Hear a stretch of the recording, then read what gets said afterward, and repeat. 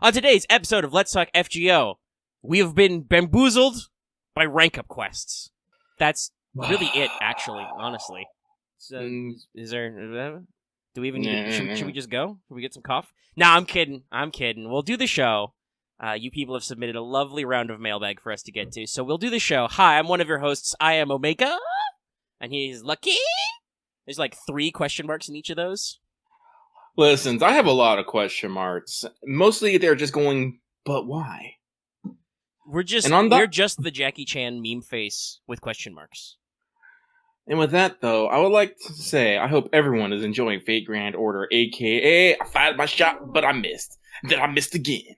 And while we here at Studio Mega like to bring you the latest in FGO-related news and memes, we will be talking about current and future events for both the JP and EM version of the game, so anyone not wanting spoilers should go do some strengthening quests. I don't know, I'm a little dead inside. I wondered why that was back in our YouTube history. Missed. Oh no, it was literally like, alright, so I took my shot and I missed, and I was like, oh god, I gotta put that in there. But I was like, wait, how did that inflection go? So I went and watched it. Then I fired, then I missed. Then I missed again. It's great. Then I woke up, then I reloaded. I went to the fridge, went for another popsicle, but I missed. I got a cabbage. I threw it on the floor, but I missed. Oh, it's just... It's good. Chef's kiss bit. Okay, anyway, hi. That's not what we're here for. We're not here to regurgitate Game Grumps bits. We're here to talk about Fate Grand Order, top-selling, super great mobile game by Delightworks and Type Moon. Yeah. I was slightly loud in the intro, so I pulled my mic a little down from my face. But we're in full kit mode. I've full got kit. Pop filter on and everything. It's not quite Oops All Mailbag Loft, but it's close. It's pretty close. But speaking of things it's close to, we're close to our patrons who bring us this episode. And they include people like Adam Harp, Ahaga Comics, Akakazu Yume, Architect 10, Blackest OG, Carlos Qua, Ferris, Jeremy Vasquez, Jonathan Sandoval, Kylie Den, Legendary Boss Hunter, Liam Kessler, Regent Raptor, Rogue Robin, Sharvor, Shawnee P, some guy named Bob, Soda-san, 0424, and Sidetrain23. If you like what we do and want to see us do more, consider supporting us on Patreon. You can get access to episodes early and lots of other goodies, and it really helps us out. Thank you for your support, everybody. Thank you. And I just throw that tab out. Yeet. Now it's time for me to throw away another tab because we've gotten through all our preambles, so it's time to check in with everybody's favorite kohai, Mesh. Senpai, 起きてください. Throw away the soundboard. Yelling cat noise. Okay, I have something vaguely resembling a real pro tip for you today. Oh. So, to let everybody know, in case you haven't heard this news or you've been wondering where it's at, Bella Lisa, one of the new MP Store CEs, is finally coming. As for when, we'll let you know later because that is news related. But to remind everybody, this is the one that gives you extra QP if used on support. It's 1% normally, 3% on support, and then it's like, I think 5% MLB and then 15% on support or something if MLB'd. So, remember, if you buy it and you buy all the copies, please put it on your support list. That's the only time it does anybody any good. Curate your support lists, people. In fact, that second bit is just a general pro tip. I've noticed a couple of people in this Uguda Guda rerun who still have their event CEs from OQ on their support setup. So, hey guys, just double check. But yeah, no, Bella Lisa only really does you real good because it's not any better than anything you already have, unless you are using it on somebody else's support. So you put it on your support, your friends use it, they get more QP, you get FP, everybody's happy. The economy. You can't see it, but I'm making a, like, as the world turns gesture right now, guys. Okay. Lucky's making a cat transparent, so give him a second. Yeah. Alright, well, since Lucky's the next bit, I will just vamp until he's done his thing with a cat. Please clip that out of context, by the way. All of that. Just Lucky making cat transparent. The cat noises we keep making. Just clip all that. Take it out of context wildly. No.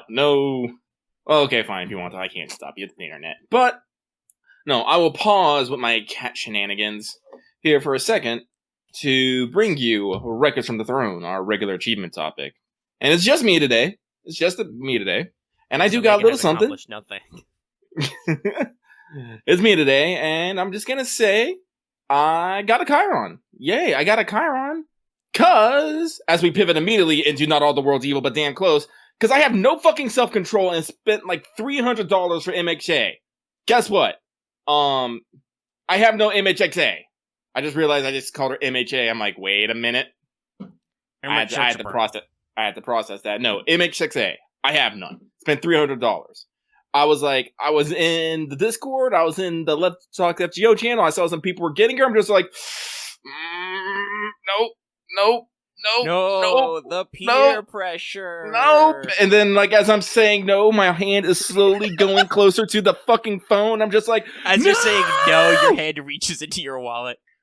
It's like, no. It's like I'm literally like grappling it with my other arm, and as my fucking fingers is hitting the accept payment button, I'm like, no. And I did that. God, if we did live action content, we should do that as a short someday. Just like that one GIF of the Steam Summer Sale where he gets the email that the sale started and his PC just slurps up his wallet. Yeah, no, that I was channeling that energy so hard, and then fucking. Oh god, it was 3 purchases, so it was a fair amount. All that later, I'm like lying naked on the floor in the bedroom, my fucking phone smoking a cigarette in the corner. I'm just like, you raped me. Oh god. It was horrible too, because like, that Chiron, I think, was like the only SR I got too. Oh, I hate when that happens. Ooh. I was like, it was so painful. I got so many minerals. And that's the reason why I stopped, is just because it was so bad. I was like, Jesus. The universe was trying to tell you to stop. No, Lucky, don't do this. No. Like, no. Wait, no, I take that back. I got a Fion in there, but Fion doesn't fucking count. No. Correct. I'll say it. He doesn't count. I do remember. I did get a Fion in there, but still. It was the MHXA banner specifically. Yeah. So I'm just like, oh, pain. Oh, God. Pain. So I'm broke. Well, I'm broke in the sense that, yeah, I still got like $3,000 on my credit card, but I literally have like $100 in my bank account. I'm just like, no touch. Do not touch. No, you Recover. need that. You need that to buy ramen. Well, and fortunately, like I know I said I wasn't going to be spending money on this, but this was before I realized that the MHXA banner was coming, because I'm actually really horrible at remembering the small stuff. Also, to be fair, I don't know if it's just because of this. It's 2021 and whatnot. I will admit to the audience, we have been slightly like not good about actually like sitting down and telling everybody at the start of the month what all the banners are. Like, we will ramble on about when future content comes out. I think it's been a couple of months since I actually did like future observation lens and sat down and been like, okay, things that are definitely happening this month, this, and this. Yeah. Excuse me. But like I said, I'm still not planning on spending any money for Mal, and I'm still not planning on spending any money for Reyna's, so I'm good there. Also, Lucky, thank God we're out of YouTube jail. We can stream again, and we can make the buku bucks. Yeah, as soon as my back gets better. Actually, I went to the doctor today, and I did some physical therapy. I'm actually feeling. Yes, Lucky did his tax return, and that went to buying a PS5. Literally, all my tax return went to buying a PS5. All of it. It wasn't that much. It was like $500. Which, as soon as Lucky's back is better and he starts streaming, because there's a new RE8 demo coming. We'll talk more about that on WhatsApp. Well, actually, there is something I want to talk about that. We'll talk about all that on WhatsApp, I think, because we don't want to... As much as this show is going to be very loosey-goosey... Oh my god. Well, I'm saving that. Hold on. Okay. I don't think I can put that in the video because that would give it away, but damn. So to describe for the audience, because you can't see it, somebody has made a very classy meme. Which it's 0 days today, and it says just days since Lucky burned his soul's fire. Let's go into my assets. No, that's great. Oh, I love saving that. Oh, that's great. That's as good as the Ghost Lucky pick up your entire hand thing. Okay, but no, what I was about to say is while the show is going to be very loosey-goosey, we will try and keep it slightly on topic. We're planning on having a live What's Up tomorrow, so we got to leave something for the people at home. But yeah, so but yes, by the way, we are out of YouTube jail. I did an Among Us stream and also some card games at the end because we had a perfectly timed last round, but I was okay to keep streaming, so I stayed up for like 2 more hours with my progression crew, and we streamed card games and yammered about stuff. But I also do want to throw out there, like, I don't want to talk maybe like hard numbers for how much money we're making or not, but in a single stream we got out of jail, obviously we were riding some big return energy, but we did nearly double our entire income from last month in a single stream, basically. Jesus. Like, we're, thank you so much to those of you who, engaged in Super Chatto time, but, damn. You big. So, I appreciate you. Woof. You can't see it, I'm giving you the heart. But okay, I don't think you have anything further to say about that story, Lucky? No. Okay, let's check in with everybody and ask, did you finish your master missions? So, this week, to complete your master missions, I'm going to need you to perform 30 FP summons. Hunt for that Angramanu. You're going to need to defeat 5 servants, then defeat 10 servants, and defeat 20 enemies, not servants or certain bosses, defeat 40 enemies, not servants or certain bosses, and use a berserker in a quest 10 times. Normally this is where I'd, do the whole thing, but once again, this isn't even do the event. This is just like, FGO is desperate for you to just play FGO for these couple of weeks, okay? Like, just, we know Case Files is right around the corner, guys, but just keep playing, okay? You gotta do it, okay, alright? Get your free St. Quartz bits.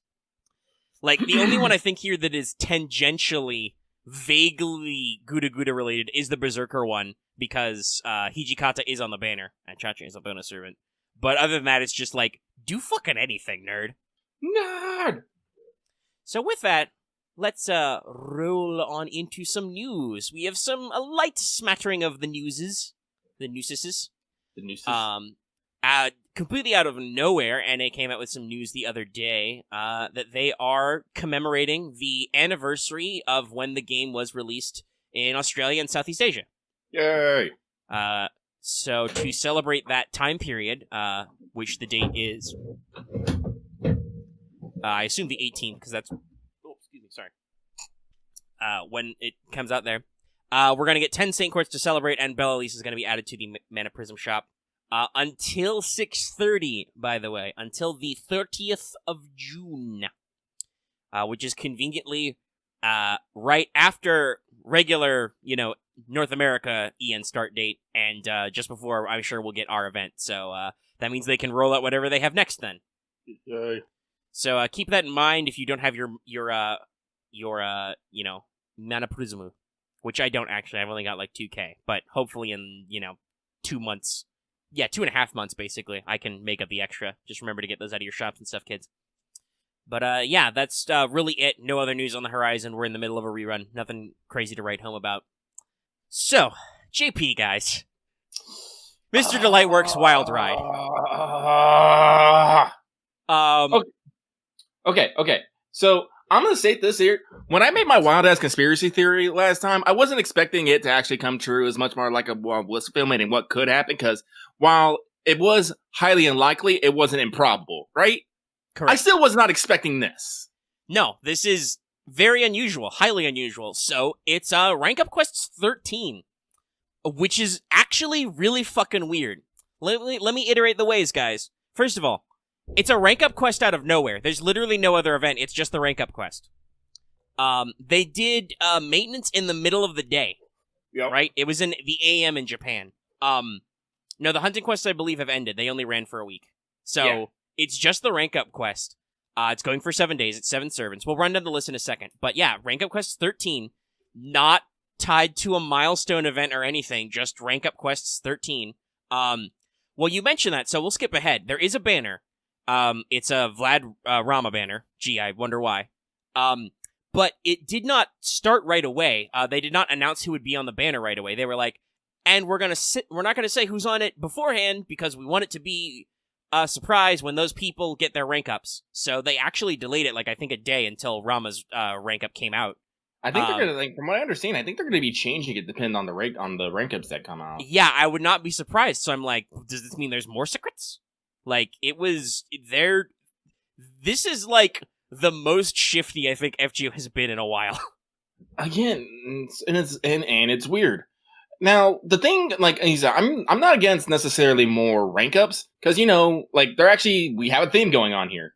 Yeah, we'll break down the rank up conspiracy part of this second because that's whole separate. But just the fact that we're starting with rank up quest 13. Yeah, because like I said, we had a perfect 2-week slice to fit something in here. Mm-hmm. And now we have a blank week slice. Yeah, so what's going to be put in there? So we're going to have an interlude campaign? Are we just gonna do all the things? Are we gonna do rank up quests 14 right after? Just fuck me, I guess. Like, I don't think anybody will say no to more buffs, but no, it's just what's the timing? Are they gonna start the Golden Week event like a week early? That doesn't make any sense. No, we're still like 4 costumes out? Yeah, I don't think that they can't because they've already done for this week. We'll talk about that later as well. Like this is one of those things that's like, man, this is weird. I don't know what we're doing anymore. Like, I'm not even like in a bad weird. I'm just like, okay, wow, we're just doing all sorts of things. It's like, what is happening? I am lost in time and space. Yeah. So, I don't think with just 1 week, I really don't think there's anything to speculate. God knows what they'll do. You know, it could be an interlude campaign, but I swear didn't they just do one last month?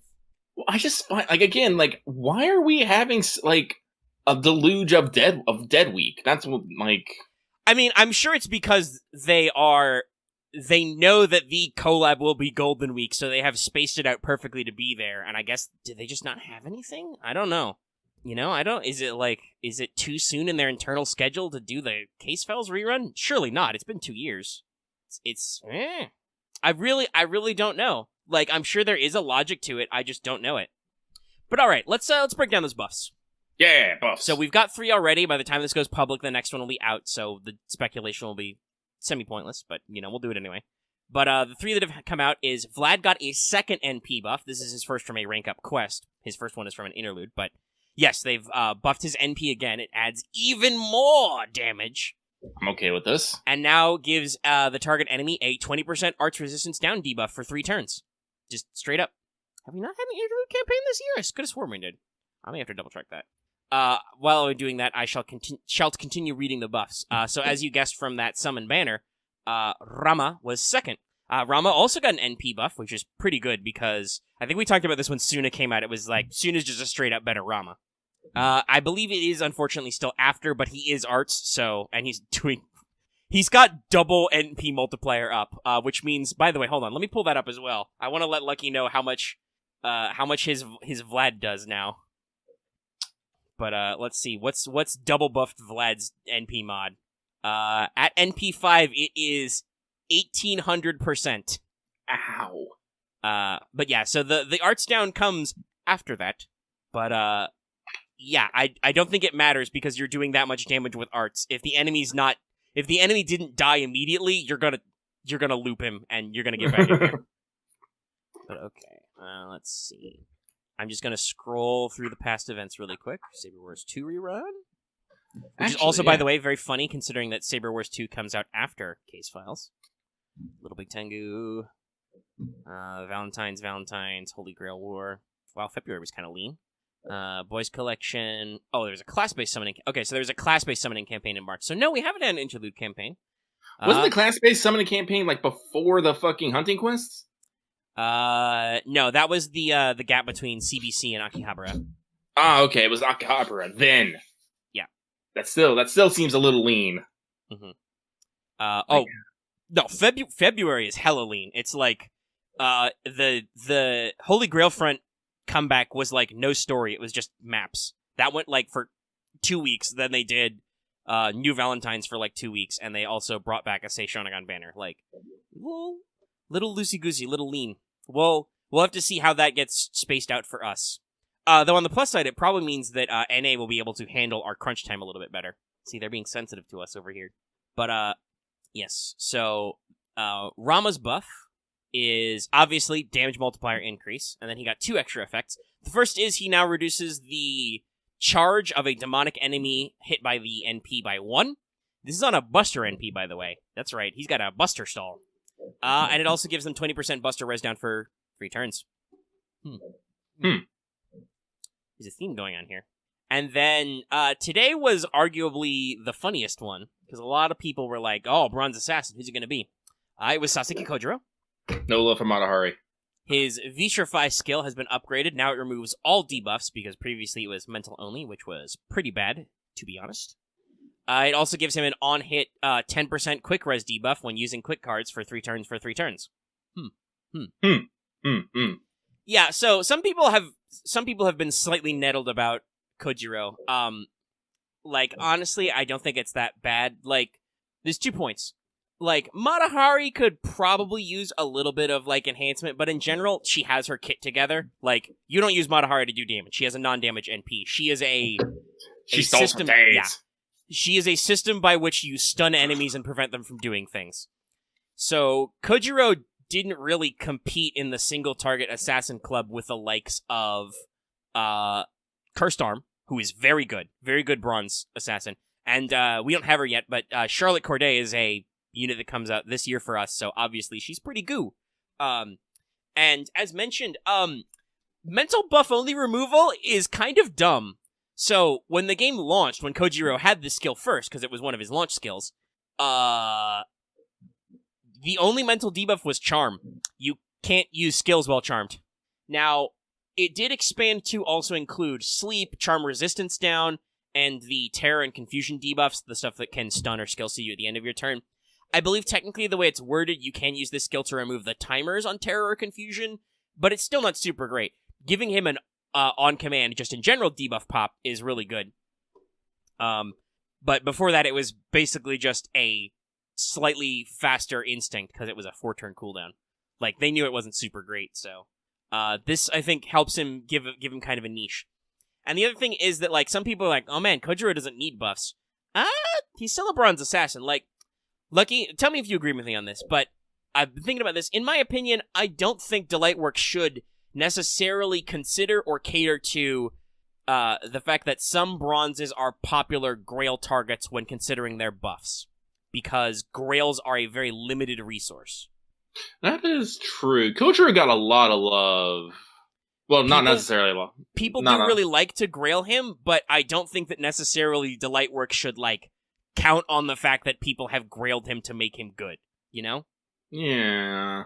Because if you take Grails out of the equation, he's still a bronze assassin. That means his damage is pretty bad. So that like, honestly, I think the quick res debuff is pretty cool for him. Like, we've talked about this off mic a little bit. You can amplify his own damage output without just giving him big number. Yeah.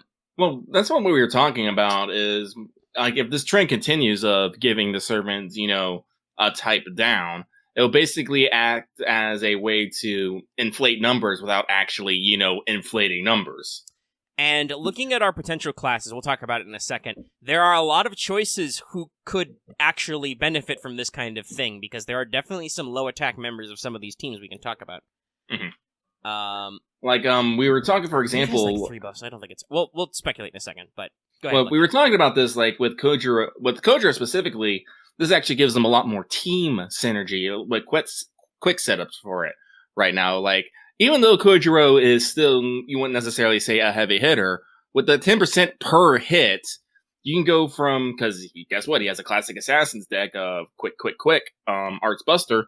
You could easily go with 2 quick cards from Kojiro and then immediately into another higher damage, single target MP from another quick servant, and just be all, like, instant, like, gratification on with bigger damage there. Yeah, you would immediately get 20% extra quick damage on your SSR, and because it lasts for 3 turns, you could let him stew for a couple and just let him, suicide mission. He's got an evade too. Like, you can stick him in there for a little bit, get some hits in, and then have, say, Jack get in there, and it's just over.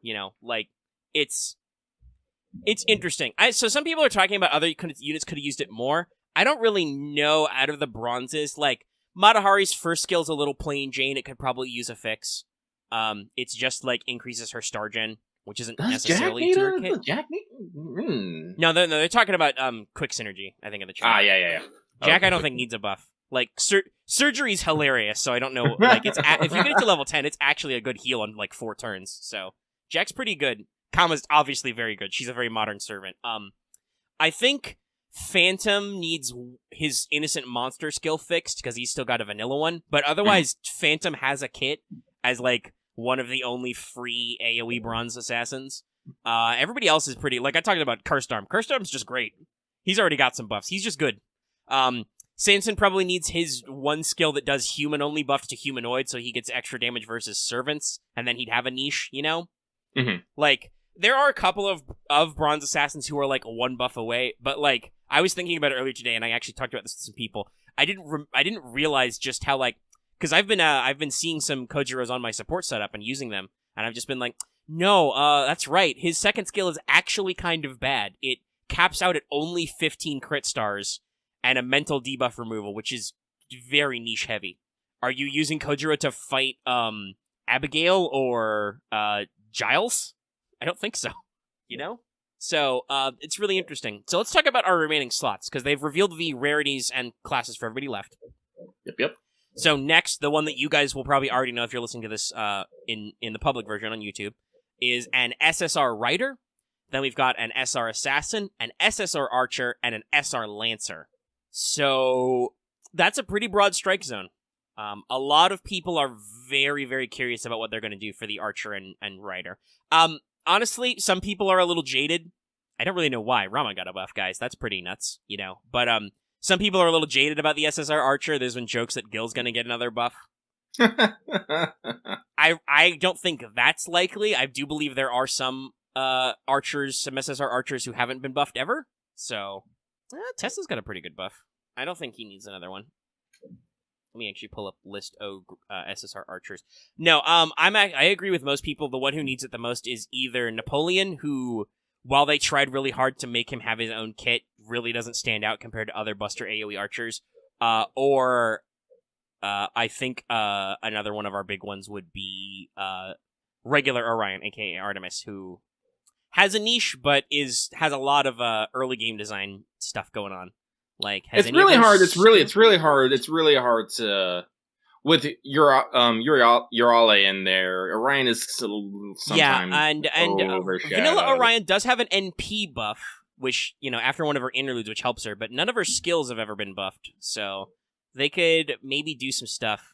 Yeah, I'm looking at it, like, Grace of the Goddess is just, like, 20% attack flat. I mean, it's got really good defensive buffs, but she's a single target archer.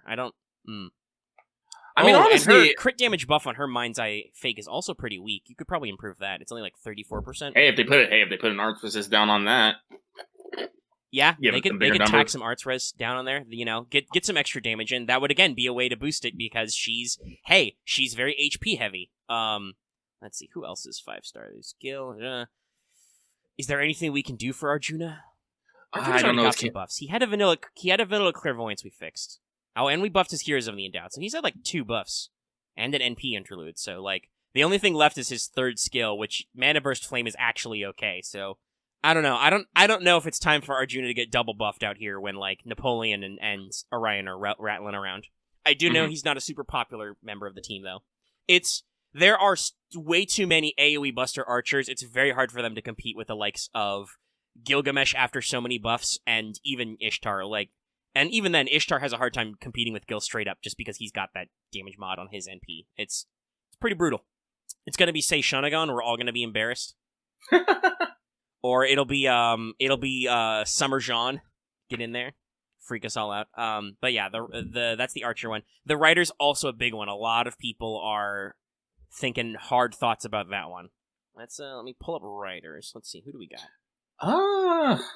Let's see. Off the top of my head, let's see here.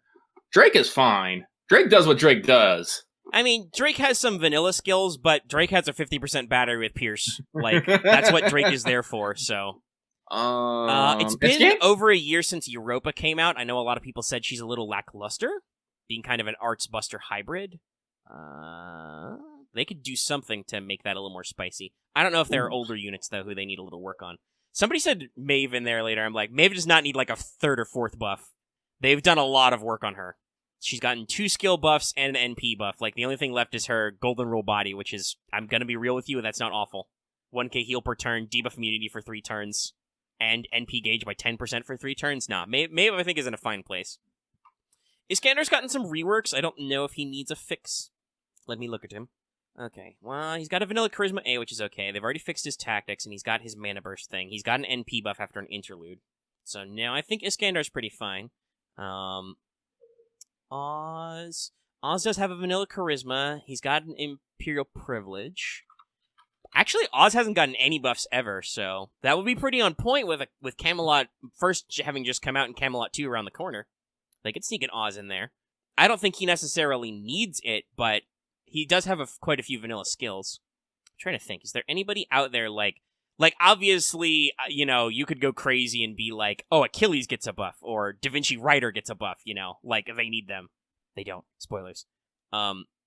So we could go Animal one, but as a guy who owns both a Kets and a Maeve, I don't think either of them need improvement. Kets is really good. So clearly it's gonna be Ivan. It'll be Ivan. Well, to be fair, Ivan, people... I don't know if you remember this, Lucky, but when Ivan first came out in JP, people were like, this dude's fucking busted. He's the best writer ever. Oh my god, I can't believe this is so OP. I can't believe they've power crept the game. How many times do you see Ivan on your support list, Lucky? Never. Yeah, so Ivan actually has really good skills. People were freaked that he was going to be another, like, Merlin. He does have an NP interlude, but, like, Ivan's not very popular, so I could see maybe a buff. His skills seem pretty sick, but... you never know. What is today? Like, I think there's a decent number of writers who could get in there. It'll be hilarious if it's Sima-Yi, aka Renez. But Renez has already gotten an interlude skill up, so I don't think that's necessary at all. Who knows? The SR Assassin, I mean, in my heart, I want it to be Python. I want it to be time for Python's second buff. But as a lot of people have mentioned, I think the more likely candidate is that they're finally going to buff Emiya Assassin. He needs it bad. I'll hold my heart out for Carmilla. Ooh, Carmilla's really good, though. Like, she's very strong. strong. I know. She's very strong, but her skills are still very basic. Like, it's true. The big one was they gave her third skill, and they gave her an NP increase. Yeah, like, her torture technique A reduces... it's just a flat, defense down. It's true. And it is the exact same as regular Liz's as well. Yeah. Let me see. What is the stat line on that? 20% for 3 turns. Definitely could be better. Yeah. Her vampirism is also very lowly ranked. It's like C, even though she's supposed to be a vampire. So they could splash up her skills. Oh god, I hope it's not Stheno. Like, Stheno already got her buffs to have a thing. A lot of people are saying Yang King as well. Mr. Fista. Yang's a big choice. Honestly, though, I think if it is actually, like, res buffs, I think that's a perfect buff for Kiritsugu, though. Like, his Magecraft skill kind of sucks. Give him, like, arts buff for, like, 3 turns and make him do the Sasaki Kojiro thing, where he, like, inflicts arts down with arts cards. That'll actually, like, go a long way to making him a little bit more effective. Because Assassin Emiya, we've definitely talked about this before, but if you don't know much about Assassin Emiya, he was definitely hamstrung a little bit because at the time in the game, Delightworks was scared of going too ham on stuff. Delightworks does not have that fear anymore. Did you see Last Anniversary's buffs? They don't give a shit anymore. So clearly they should change it from Magecraft to Contender. That would be pretty good. Yeah. Or since I don't think any of his skills reference the Origin Bullet, just make it the Origin Bullet. Yeah, I know, but we literally have that as a CE effect. Yes, it's pretty good. Pretty good. Yeah, call him Mage Killer now. Oh yeah, I think that'd be probably the best. What's this fucking? I think a funny thing I thought of was he should have a double summon effect. He can reverse class effectiveness, so he can be good against casters. That would be hilarious and a proper niche for him. I don't know if they're gonna go that ham though, but it would really shake things up. That said, I think there's a decent pool of SR assassins who it could be that would most of them. So long as it isn't Stheno, just because, like I said, Stheno has gotten like 3 buffs. I think she has a niche now. So, there's definitely... I like the double ghost cat. Cat and Tama her stand. Cat's... Yeah, I'm serious. If Cat had a stand, it would also be Cat. Correct. Okay, I'll save this. But yeah, so I think there's a few there. Let me pull up. Let's we've got plenty of time in the episode. We can speculate about Lancers as well. I mean, part of me is like, Villain Liz? Is it Liz? If it's Carmilla and Liz, that'll be great. That'll be hilarious. Hey, if it is, wind up for maybe SSR Liz. More Liz power. But let's see. There's a lot of welfares. A lot of welfares. Actually, I'm thinking about it. Who even, out of 4-star Lancers, who needs a buff? Lancer Alter? Anna's got a couple. Yeah, that could be it. This could be her time. A lot of people have been talking. She needs the juice. She does have her NP interlude, but her basic skills are pretty... She has a charisma E. Yeah, I was about to say, she has a charisma E. That's pretty lackluster. Her blessings from the end of the world's okay. Yeah, the number of stars it gives you isn't great, but it is a 50% crit up and a star gather, so it's like, you will crit. And her Mana Burst A+ is nice. It's, it's 5 lights. It's a fucking 55%. It's the better version of Mana Burst, so it gives her, with her NP interlude, it's pretty slappy. But it only does one thing. And yes. I mean, and vanilla Mana Burst, like, NP steroids don't have to do a lot to be good, but that Charisma E is definitely a dead skill. Yeah. Talking about the Sasuke Kojiro logic, like, Charisma E is a dead skill. It's a 12% attack up. It does nothing. They've already buffed Gawain, so, like, that would be a good one to get in there and give him some extra juice. Let me see. Let's see. Fion's got a couple of buffs. Fion's okay. Didn't Lancer Lee get a buff recently? Like, as much as we shit on Fion because he was really useless when he came out, he's got, like... He also has a vanilla Magecraft, which is probably his only quote-unquote dead skill, and even then, it is like a 20 to 40% arts up on his NP, which is actually, like, kind of decent, Like, arts doesn't need to be big number, it needs, that charge stuff. Like, they've done some work on Fion to make him passable. Lancer Altar definitely feels a little forgotten. Actually, Axe brought this up earlier. Speaking of vanilla skills, Lancer Vlad also has a vanilla tactics, which is, we've been slowly fixing all of those. That would also be pretty funny, Vlad and Vlad. Yeah. So I could see that. I don't know what you do with his tactics. Let me look at his kit really quick. So he's got Protection from the Faith with 3 pluses, which is pretty good. That's like, Gramps level. He's got his own version of Innocent Monster, which is stars per turn and a taunt, which is pretty funny. And then he has just NP strength up. And his NP is a single target evil bonus. Maybe give everybody an evil tactics bonus? I don't know. Yeah, I'm not really like, his tactics probably could be buffed because vanilla tactics is very, very weak. Speaking of dead skills. Oh, Lancer Lee got his buff recently for us in NA. That's what I'm thinking of. Okay. But yeah, like, I don't know what they replace it with, but I think he's a valid candidate. We'll see, obviously. So by next week we'll know all these, but we'll have to see how it works out. Like, I don't know any complaints about any Lancers lately. Like, mostly most people don't really bitch about Fion anymore. He's settled into a niche. Artoria could use that fix, though. They're, like, her and Vlad, I think, have the most vanilla skills that could probably need some adjusting. And again, maybe Liz? Like, Liz has her vanilla torture technique, which we talked about. Yeah, it's a 20% def down for 3 turns, but still. Her battle continuation is very basic, bitch. It's just a guts on, like, a 7-turn cooldown. It's not even that strong, There are a lot better guts skills. Hell, her Halloween version has a better guts skill than her OG version. Like, because I believe it's the same level of guts or even better, and then it's also a heal. Like, it's pretty strong. So I think there's a lot of room for all of these. Like, I do appreciate that that they're doing a rank up quest, right? Because as fun as it is to get rank up quest when an event comes out, it's also very slow. You usually get like 2 tops, maybe 3. Mm-hmm. So I'm very curious to see what we got, but that's our speculation.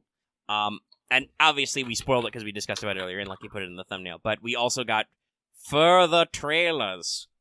So, we've shown our further adventures of Waltz have come out. We have costumes for Tama Cat. Yeah.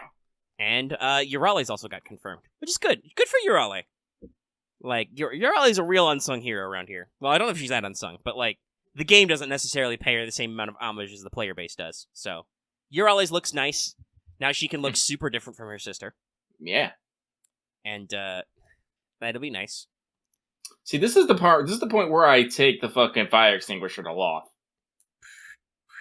Wait, no. No, he said it right. Never mind. My bad. I'm going to put away the fire extinguisher. After you've already hosed him down. After he's already covered in the fire chemicals. But yeah, so does anybody, any of you there in the chat, and there's a few of you, does anybody have that image that has all the costumes from Waltz? I think you might need that GIF. I wonder if I can, let me see, FGO Waltz costume. Because last week we definitely had that image, I'm just wondering, because I want to pull it up if we want to do any speculation. We've got, 2 weeks left? Of reveals or 1 week left? 2 weeks left of reveals, okay. There's been a lot of people questioning because Jean and Jalter are both on that list, so a lot of people are like, is it them? I don't know. I really hope one of them is Shuten, and a lot of people are hoping for it because Shuten's costume is baller. Yeah, Oni Punk. Fuck yeah. Ishtar and Skahak. Ooh, I mean, okay. We're not above doing double costumes now, obviously, but Skahak just got a costume last year. Listen, Bunny Skahak is powerful. Yeah. I mean, that would be a very fast comparison. And it's like, don't make me choose. Don't make me choose. And okay, am I remembering wrong? I thought, wasn't Super Ishtar a costume? Is Super Ishtar a costume? I could have sworn that was an Ishtar Fest thing. Oh, Space Ishtar? Oh, it's for Space. Space Ishtar does have a costume, yeah. No, I'm talking about her vanilla form.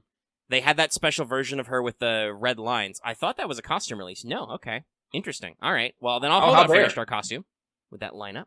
Vanilla Jean could use some love. Also, if they put Vanilla Jean in the costume, that means we can give her a rank up in the event because she's involved.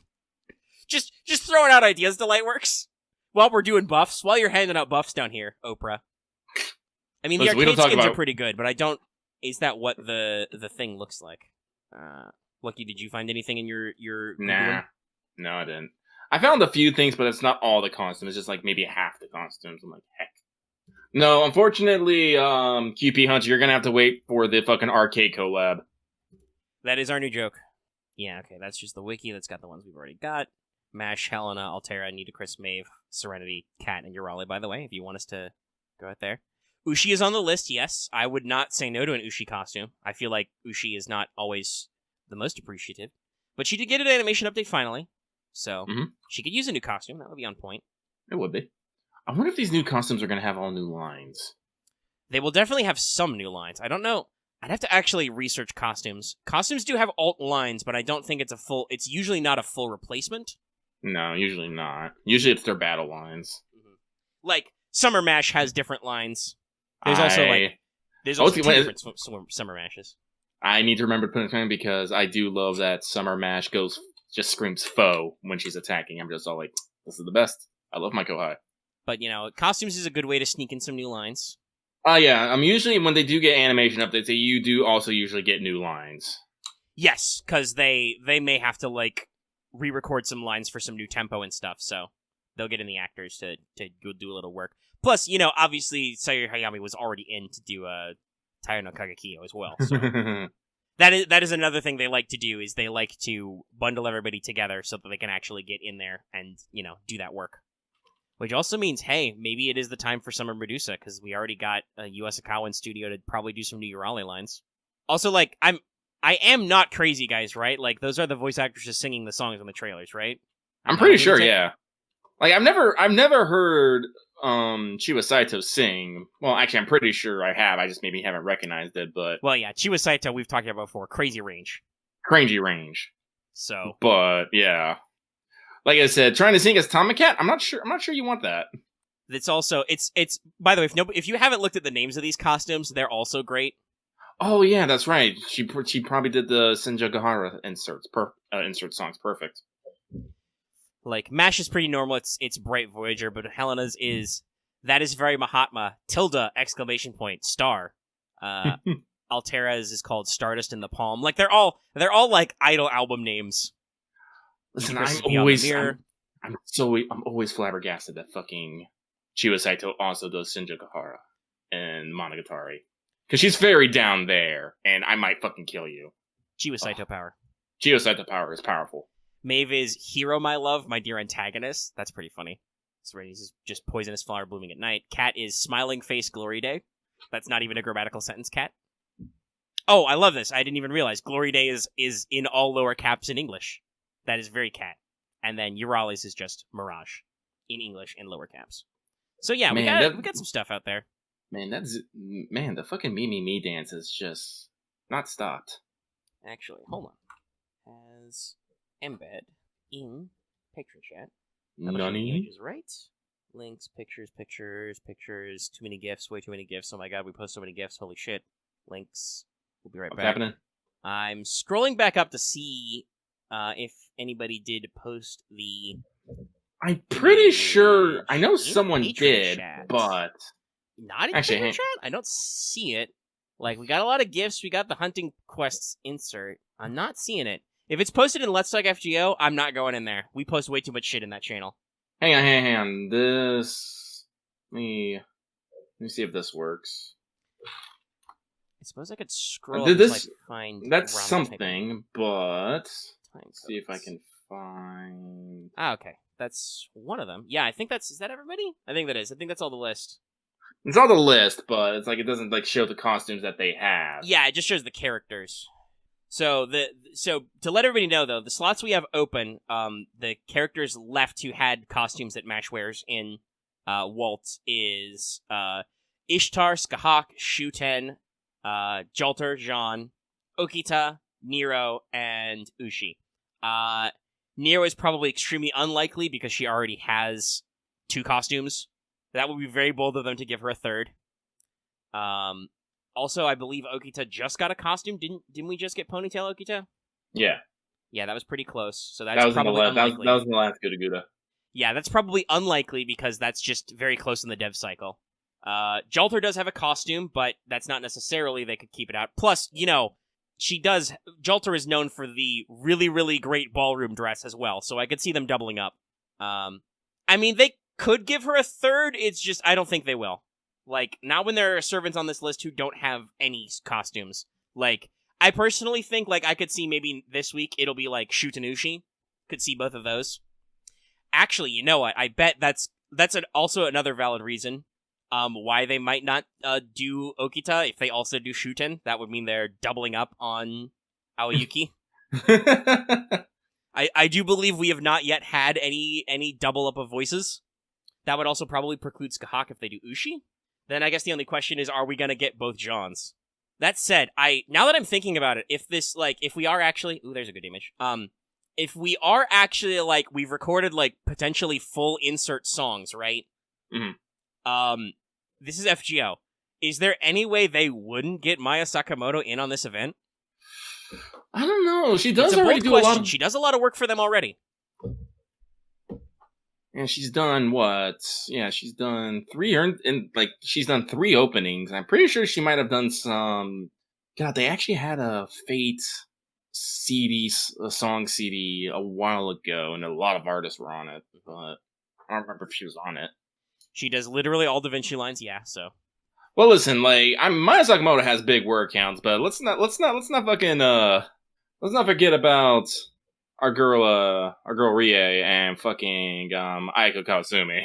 Mm-hmm. Yeah, MASH has new lines every month, basically. Also, Kawasumi-san has new lines every there was a lot of recording she had to do for Waltz as well. Yeah.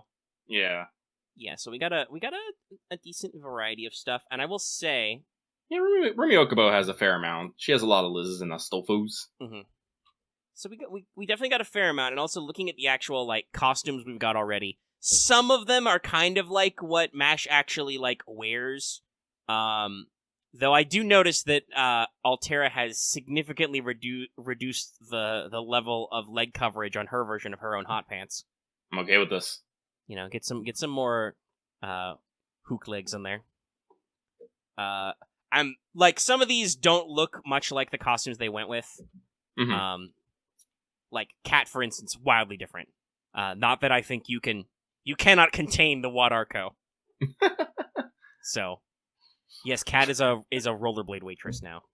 I want to know that conversation. It's like, so Wad Arco, we're thinking about a new costume for Cat. What are you thinking? Rollerblades. Excuse me, you heard me.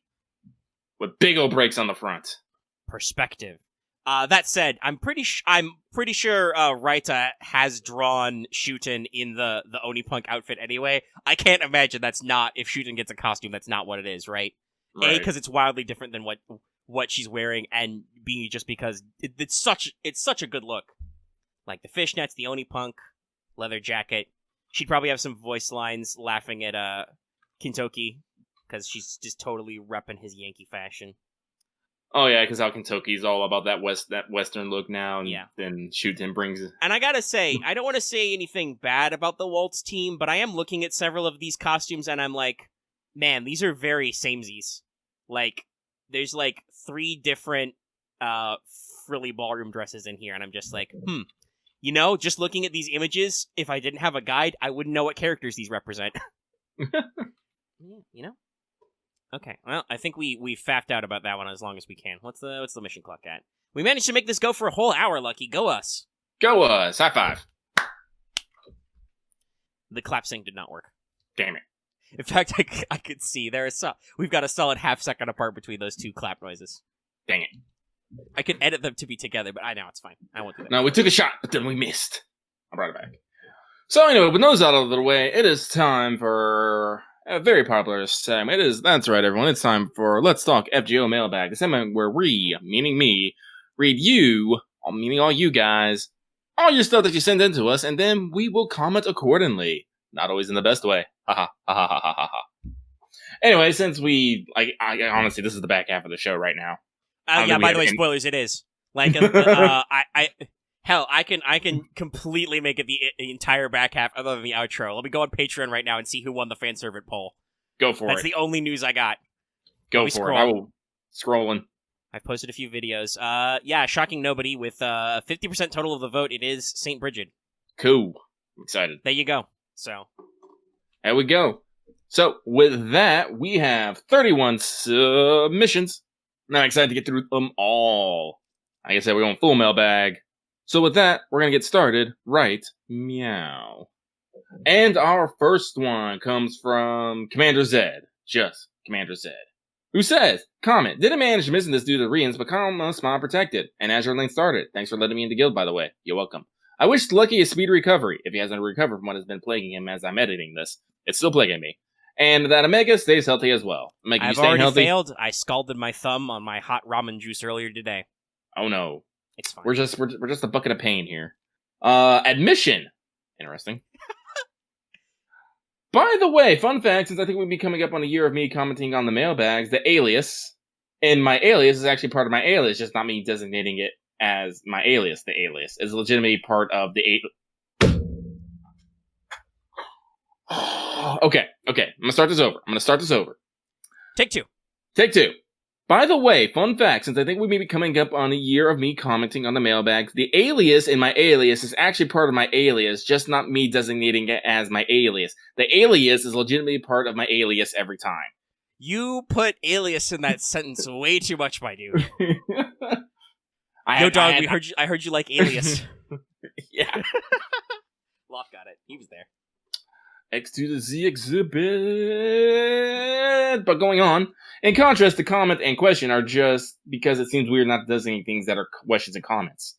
Are you fucking HK37, my dude? Do you when you're talking to someone, when you want to ask someone a question, do you go query? Like do you do is that how you lead all your conversations? I'm curious. Like, mockery. Oh, master, I do not trust you. I cannot trust you or anyone else ever again. Mockery is one of my favorite HK47 leads in. Oh, it's 47. Did I say 37? I bet I did. I don't remember anymore. Sarcasm. I am having the time of my life with all you filthy meatbags. Expletive. Damn it, master. I am an assassination droid, not a dictionary. But anyway, actually, there's nothing really else to say.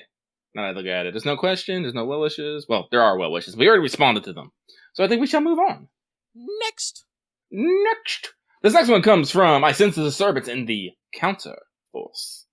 And they say, hello, gents, hope you're all doing good. What is your favorite non-Type Moon references or FGO or Type Moon in general? And what series would you like to see referenced?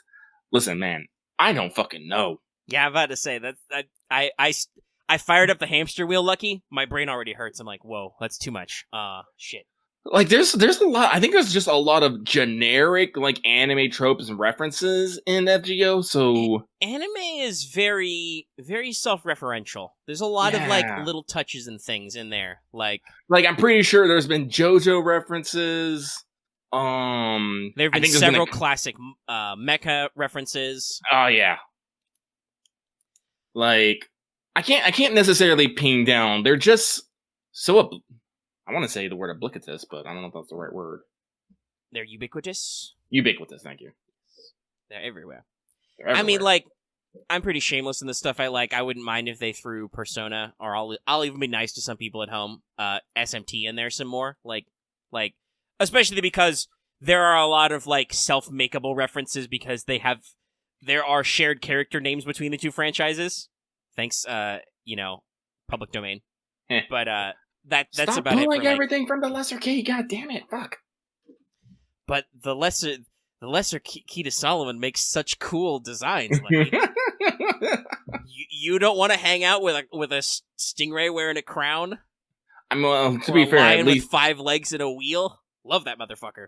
Listen, for at least they got Fornius and Dantelion right. There's still some other ones I'm just like a little like okay. I'm looking at you, Mara. Is it Stygian? Maybe it starts with an S. There's that one who's just a really tall owl. I love that guy. Oh yeah, I think that's Stygian because Stygian owl. Yeah. Yeah, no, like Mara, giant penis chariot. Okay, guys. That's some kind of meta context with the Demon King of the Desire Realm or something I don't get. But they've got Satana into Kukulan. Skahak is a very high level one. It's pretty funny. Anyway, Donikaku. Moving on. I don't actually have an answer to this, so we move on. Thank you, though. This next one comes from Suna, who is frantically hiding from Nightingale after dental surgery. They say, "Ahoy there, Lucky Omega. I'm glad you can stream again. I hope you're both doing well. My question is simple enough. When it comes to support setups, what do you like to see more? A specific servant that many people also have, or a rare SR? Noba. I think it really depends on the moment, right? Yeah, no, I really don't usually mind like what people have as long as it's event relevant. Yeah, because if you have a rare event servant, that's cool. I might be looking for that servant. Yeah, like usually when I'm looking at supports, like because here's the thing, I very very rarely use supports for actually battle tactics. Usually, I only use my events. I only use support setups for event bonuses. Mm-hmm. So usually, I'm looking for someone who's gonna give me, those fat gains, or a CE that's gonna give me those fat gains. And I usually don't care either which way. Otherwise, unless you have a Scotty and just fucking everywhere, I'm just like get that out of here. Yeah, my usual choice is I'll just throw him in the back row. The exception is if somebody's got like right now, say, an obviously grailed Ezo in their assassin slot. I'm like, all right, that's fine. I'll take it. You did the hard work. Same for like if somebody has a servant I have, but they were one of those people who were like 10-10-10 day one. I'm like, all right, well, yours is better than mine's is right now, because constantly in EXP hell. But other than that, yeah, no, it's I'm just as often to throw a support servant in the back as the front and just go with it. All right, so that is that. Thank you very much. We will move on. This next one comes from King of Apple, who makes funny jokes now. Do you? Are they really that funny? Where's the joke funny, man? I'm sorry, I'm thinking Boondock Saints now. Anyway, they say, question, what would you see Mash's Ortonox skill set to look like after we finish the lot spells? Gun. Castle Mash becomes with gun. A single target buster NP. Yes, castle with gun. Big gun. We're gonna look like fucking the Mako cannon from fucking FF7 here. It's gonna be great. But honestly, I really don't know. Heck. No, I mean I think they've only done one of her skills. I mean, it's not bad. It's not her skill set per se. Is her NP needs to be rebuffed because they absolutely did straight up downgrade it. Mold Camelot is worse than Lord Camelot, but hopefully soon in June. I'm praying for those Mash buffs. No, you got to call it Canon Camelot. Not Camelot Canon? Yeah, no. Yeah, because it's always been Lord Camelot, Mold Camelot, so it's got to be Canon Camelot. Mm-hmm. Wave Motion Camelot. Wave Motion Camelot! Be great. That's Onikaku. We move on. That's a big barrel. This next one comes from, we must save the Chibi Nobus from being overhunted. Honestly, until I actually figure out what their source is, I don't think they're any hecking danger. I mean, you can equip a CE that doubles their spawn rate, so I don't feel like they're in danger. Anyway, they say, hello all, hope you are well and better now. Anyway, since we know now that... Oh, this is long. It's basically the same thing we already talked about with the servant costumes, I think. Yeah, honestly, I'm going to skip this one because we have literally already answered this question, I believe. Yes, this person is based... For the people at home who can't read this question right now, unless you can, but because you can, tab over right now. Right meow. But no, they're just asking, like, what 4 slots we have left. Who do we think's going to be in there? We literally talked about that for way too long. Yeah. No offense, sir or madam. Yeah, no offense. Like, if we hadn't talked about it for a ridiculous long time, we would totally talk about it now, but we already did. So, we move on. But still, thank you very much for your question. I do appreciate the time you put into asking it. I give you a thumbs up with my slightly scalded thumb. It hisses a little bit. Yeah. So moving on, this next one comes from a master plot and schemes with Merlin and Proto Merlin. Danger. They say, "Hey there, guys. Hope you're having fun with the Gouda Gouda rerun. If you mean by fun by just completely ignoring it, then yes. With the collab and JP slowly approaching, which servants would you like? God damn it, guys. Okay, wait a minute. Did you all ask about the costumes? Like we wouldn't. Like for the past 3 weeks, we haven't talked about the costumes. Okay, fair enough. I mean, they do ask about animation updates, so maybe we should finish this one. Yeah, we'll finish this. What servers would you like to see a costume along with some animation and skill updates? I'd love to see Matahari get some justice and hope DW has some plans in the works. Wish you both the best of luck, Nobunobu.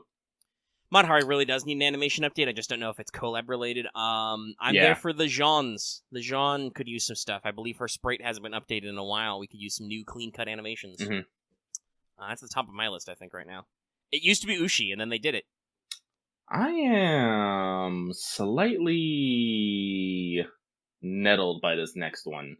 But I'm just trying to decide if I'm nettled enough to ignore it. I mean, you can... It's your mailbag. It is my mailbag. You can just not deal with stuff you don't want to deal with. Yeah, I'm not going to deal with this. I'm not going to deal with this. You're talking shit to me here. You're talking shit to me on multiple levels. Because I'm going to tell you right now, I haven't got to see the movie yet. Idiots! Yep, okay. Yeah, I called you out. Don't talk to me about fucking Spring Song when I haven't been able to get to see it because I got fucking gypped out of it twice. Alright? It's true. And then talk about other fucking girls and this shit. Fucking kidding me? Alright, it's gone. Alright, it's gone. I have yeeted it. I have yeeted it into the abyss. Throw it away. That's a classic axe. That's... No, like... Axe, do you look up words before you use them? I don't, I'm not even sure that's, rude. That's just not a normal way to phrase that. I'm watching the reactions roll in. Yeah. Well, there is Heaven's Field 3 Black Magic out there, but that's not the point. The point is, I wanted to see it in theaters when it came out, and I didn't. And you got skipped both times. I got both times. And... I'm going to, and it doesn't matter if I see it now or I just wait till the fucking point where I see it when I, actually support the industry I love and give them money for the special Blu-rays. I'm still I keep telling myself I should just wait for the English release, but I keep looking at the JP. It's but it has English subtitles. That's all I need. That's all I want. It's true. But then I realize, actually, fun fact. So, actual side tangent here.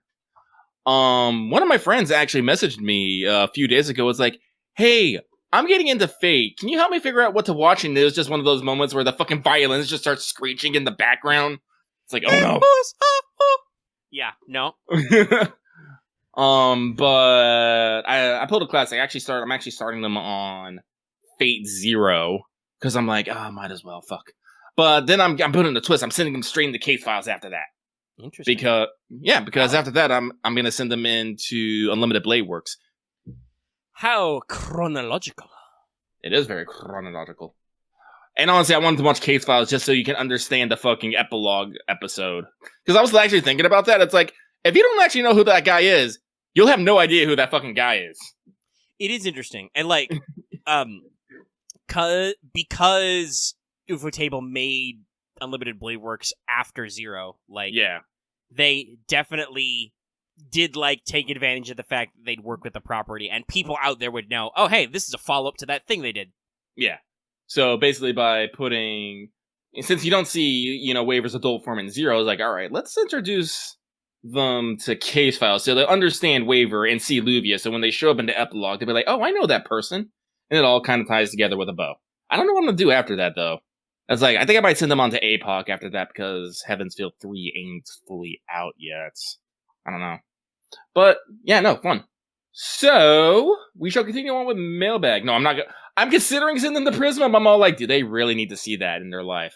No, actually, after Prisma, actually not after Prisma, after Unlimited Blade Works, I might go for Emiya Gohan. It's like, all right, time to de-stress.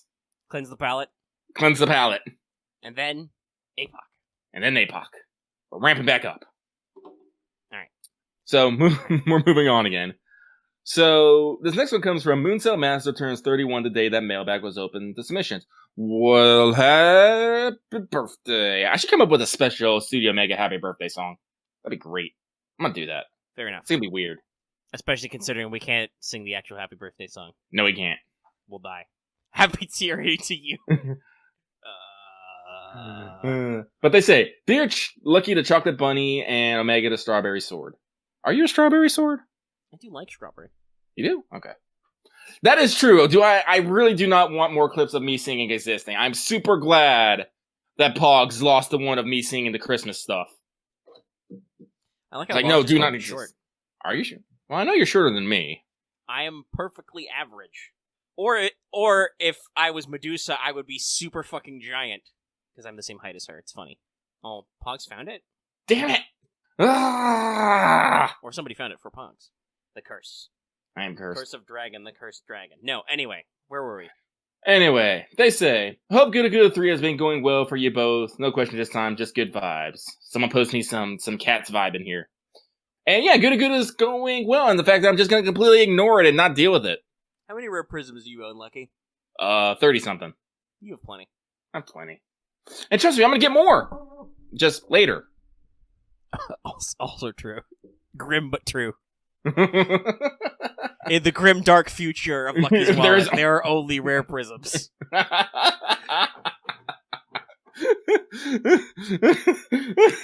I'm sorry, I'm just like the Emperor instead of just being fueled by like 10,000 Psychers. I'm just fueled by like 10,000 mana prisms a day. Just spending. Just keep spend shoveling them. Ugh.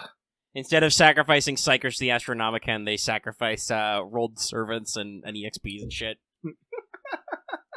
Just turn on the auto burn setting. Oh boy. Hey guys, in case you didn't know, this is a loosey-goosey episode. Yeah, it is.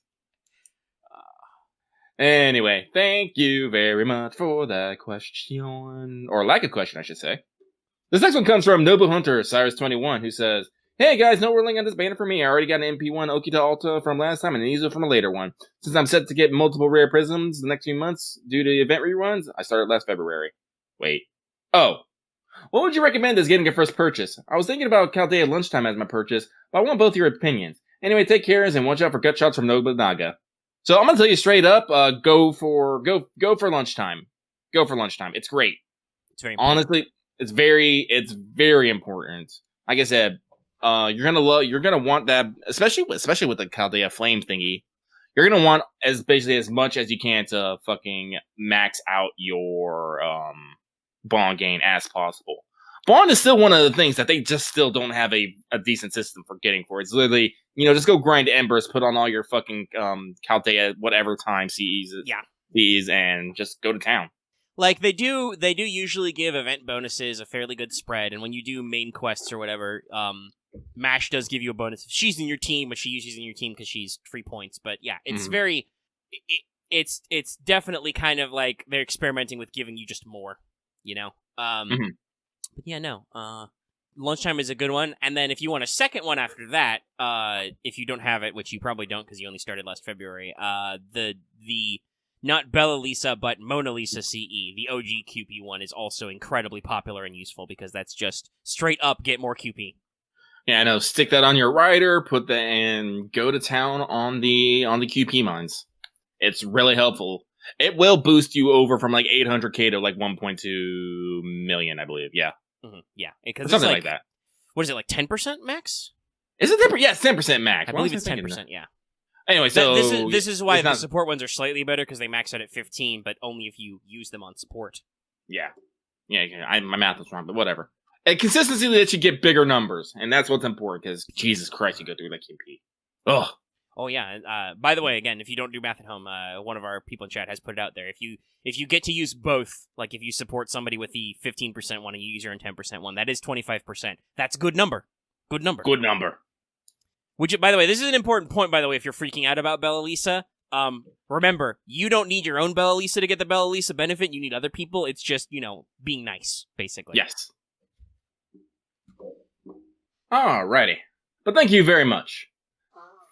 So, this next one comes from Moon is currently somewhere out there simping. Wait, no, I shouldn't. It's Ramadan. Oh, you celebrate Ramadan? Neat. I was actually over at the Middle East during Ramadan. That was a trip. It was great. Good times. The only weird part is when they stopped doing everything for prayer, and I was all like, guys, I need to get back to base. Please. Nope. Let's see here. Hey there, Lucky Omega. Hope you're both doing well. Do you guys have a weird skill that you're really good at that not many know about? For example, I'm really good at untying knots and tangled stuff like my earphone wires, necklaces, often happens with my accessories, or threads. I usually do it without really thinking about it since it's kind of relaxing. I definitely have the reverse superpower. If I just leave cords lying around, they get looped and knotted, and I'm like, what the fuck? What the fuck, headphones? So, I guess my superpower, or my really weird talent that I'm really good at is, Lucky actually, in real life, actually has presence concealment. Despite being a 6 foot, 275-pound black man, I scare so many people by walking up on them silently and can just go through a room without anyone seeing me. And people are just like, when did you get here? I was like, been here the entire time. People say it's because I can move quickly but quietly, and I don't make a lot of noise when I move. Because I'm usually skill set. Yeah. I think that's the best I got. The only other one is that I can crack my knuckles infinitely. Cracking knuckles is pretty cool. I don't know. I mean, I can whistle. I can't juggle. I don't really have any weird skills I don't think people know about. Like, I have a really sharp piercing whistle that people forbid me from using in close proximity to them. Like, I've got pretty good hand-eye coordination. Like, sometimes I just surprise myself with how good I am at catching stuff. But, it's those video game reflexes. I think probably the thing that might surprise people is I actually do have a really good pain tolerance. Like, I've just sucked up some stuff in my life on, like, ibuprofen or nothing and just been like, nah, I'm fine. Like, the worst pain I've ever had is when I got a piece of wood jammed into one of my thumbnails, and that, even then, I still was able to, like, it sucked a lot, but I was able to, like, power through and walk home. So, it sucked, but, that's c'est la vie. That's, it's really it. I don't really have cultivated a lot of weird skills. I don't have any parlor tricks. I should probably learn some. But, well, actually, wait, on. no. Wait, I don't think it's a parlor trick. There is one thing that people might be surprised about. I'm actually pretty good at shooting the clay pigeons. Like rifle or shotgun? Shotgun. Ah. Which is actually quite funny because I believe I think it was she tested for the Olympics. It was definitely a national level competition. My maternal grandmother was actually a competition shooter. Oh, wild. That's probably where the fast reflexes come from. That's probably why you're better at me than FPS is. Listen, I barely qualled on my gun exercises. Also why I have a good level as a shotgun. You don't have to be good at necessarily a shotgun at close range. And trust me, I'll get into close range. Well, also the thing about real life shotguns is they're actually more useful than, like, dick touching distance. Mm. You can, you get a clay pigeon going. You can destroy an entire clay pigeon, which is about as big around as a small dinner plate, and at several dozen yards. It's you get a decent zone. I know, that's still close. Oh yeah, I mean it's close, but it's farther than a lot of people think. From yeah. Games. Well, that's what I meant. Like, that's what I meant. Like, a few does, like, guns can go far, guys. This is why you should always have a backstop. BT does. Mm-hmm. Yeah. Or you're just firing birdshot into the air. So long as nobody's standing under it, they'll be fine. Because birdshot is pretty pathetic. I'm fairly certain humans wearing t-shirts have been shot with birdshot and just, had some skin irritation. Not that I recommend testing it. Don't do that at home, but... Don't. It's a little low impact as far as ballistic dangers go. Very well, let us move on. Moving on! This next one comes from Thilvia the Black Rose. Edgy. They say, Dear Omega Lucky and Lucky Omega. First of all, I'd like to wish you all a great week to come and that your roles be blessed. They were not. Second, with your long overdue release from Stream Jail, what do you two miss streaming the most? Omega, do you have anything off the top of your head? Yeah, actually. If I'm gonna be honest, I think it's What's Up, actually. Like, Oh, we had really? a lot of really good response. Yeah, we had a lot of really good response and interactivity with it, and a lot of people were watching What's Up more that way. Like, it just did really well for it. Like, all the other stuff we do, like you could argue Among Us, but also, like, with... Guess what? We basically managed to do the entire time when they announced the new map and didn't have it released yet while we were in stream jail. So, like, I don't feel like I missed streaming Among Us as much, you know? Mm-hmm. So, like, that's really it. Like, streaming for me is, like, pretty loosey-goosey. I like to do some stuff. I like to do some longer form recordings with people. I like to get a little bit of input. But, like, I don't think there's anything I really super missed out on streaming. I'll be excited to probably, starting next week, do Subnautica. But, you know... I don't know. I'm gonna put an idea together tomorrow, a mega about our streaming here. Sure. But we'll see. We will see. I mean, the thing about the idea is Monday is my day now. I'm blocked up all other days in the week except Thursday when you would normally stream, but you still do have a bad back. Mm-hmm. I have an idea. But we'll save it for What's Up. For me, I can't really necessarily say I miss streaming. I kind of, like, one in particular, I would always just jump from thing to thing to thing. I didn't never have something that I was just set on doing that people will come in. Because here's the thing about me with streaming. If no one's watching it, I'm going to switch to something else.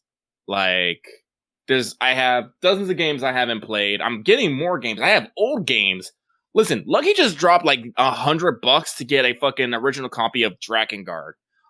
If you guys don't know, Drakengard was the first game that Yoko Taro had, what was he? Like, was he director on it?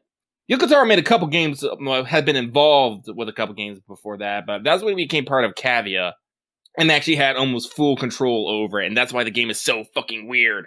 And I was like, yes, I would love to stream this, but I don't think anyone would fucking watch it. I'm not a big titty YouTuber or a cute girl. Heck. Hey, you never know.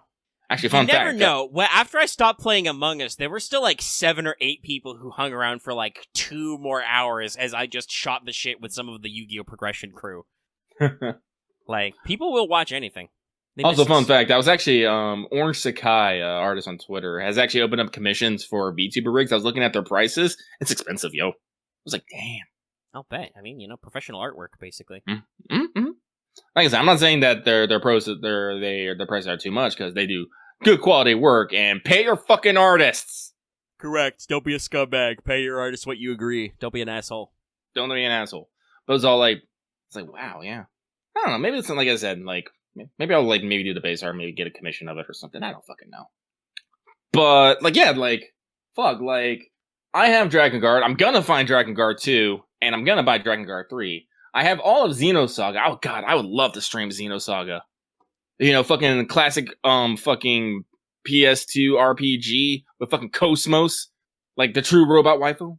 No, I'm not gonna stream Sekiro again because I'm still stuck at that fucking ape, and I'm not dealing with that fucking ape because that ape is fucking bullshit.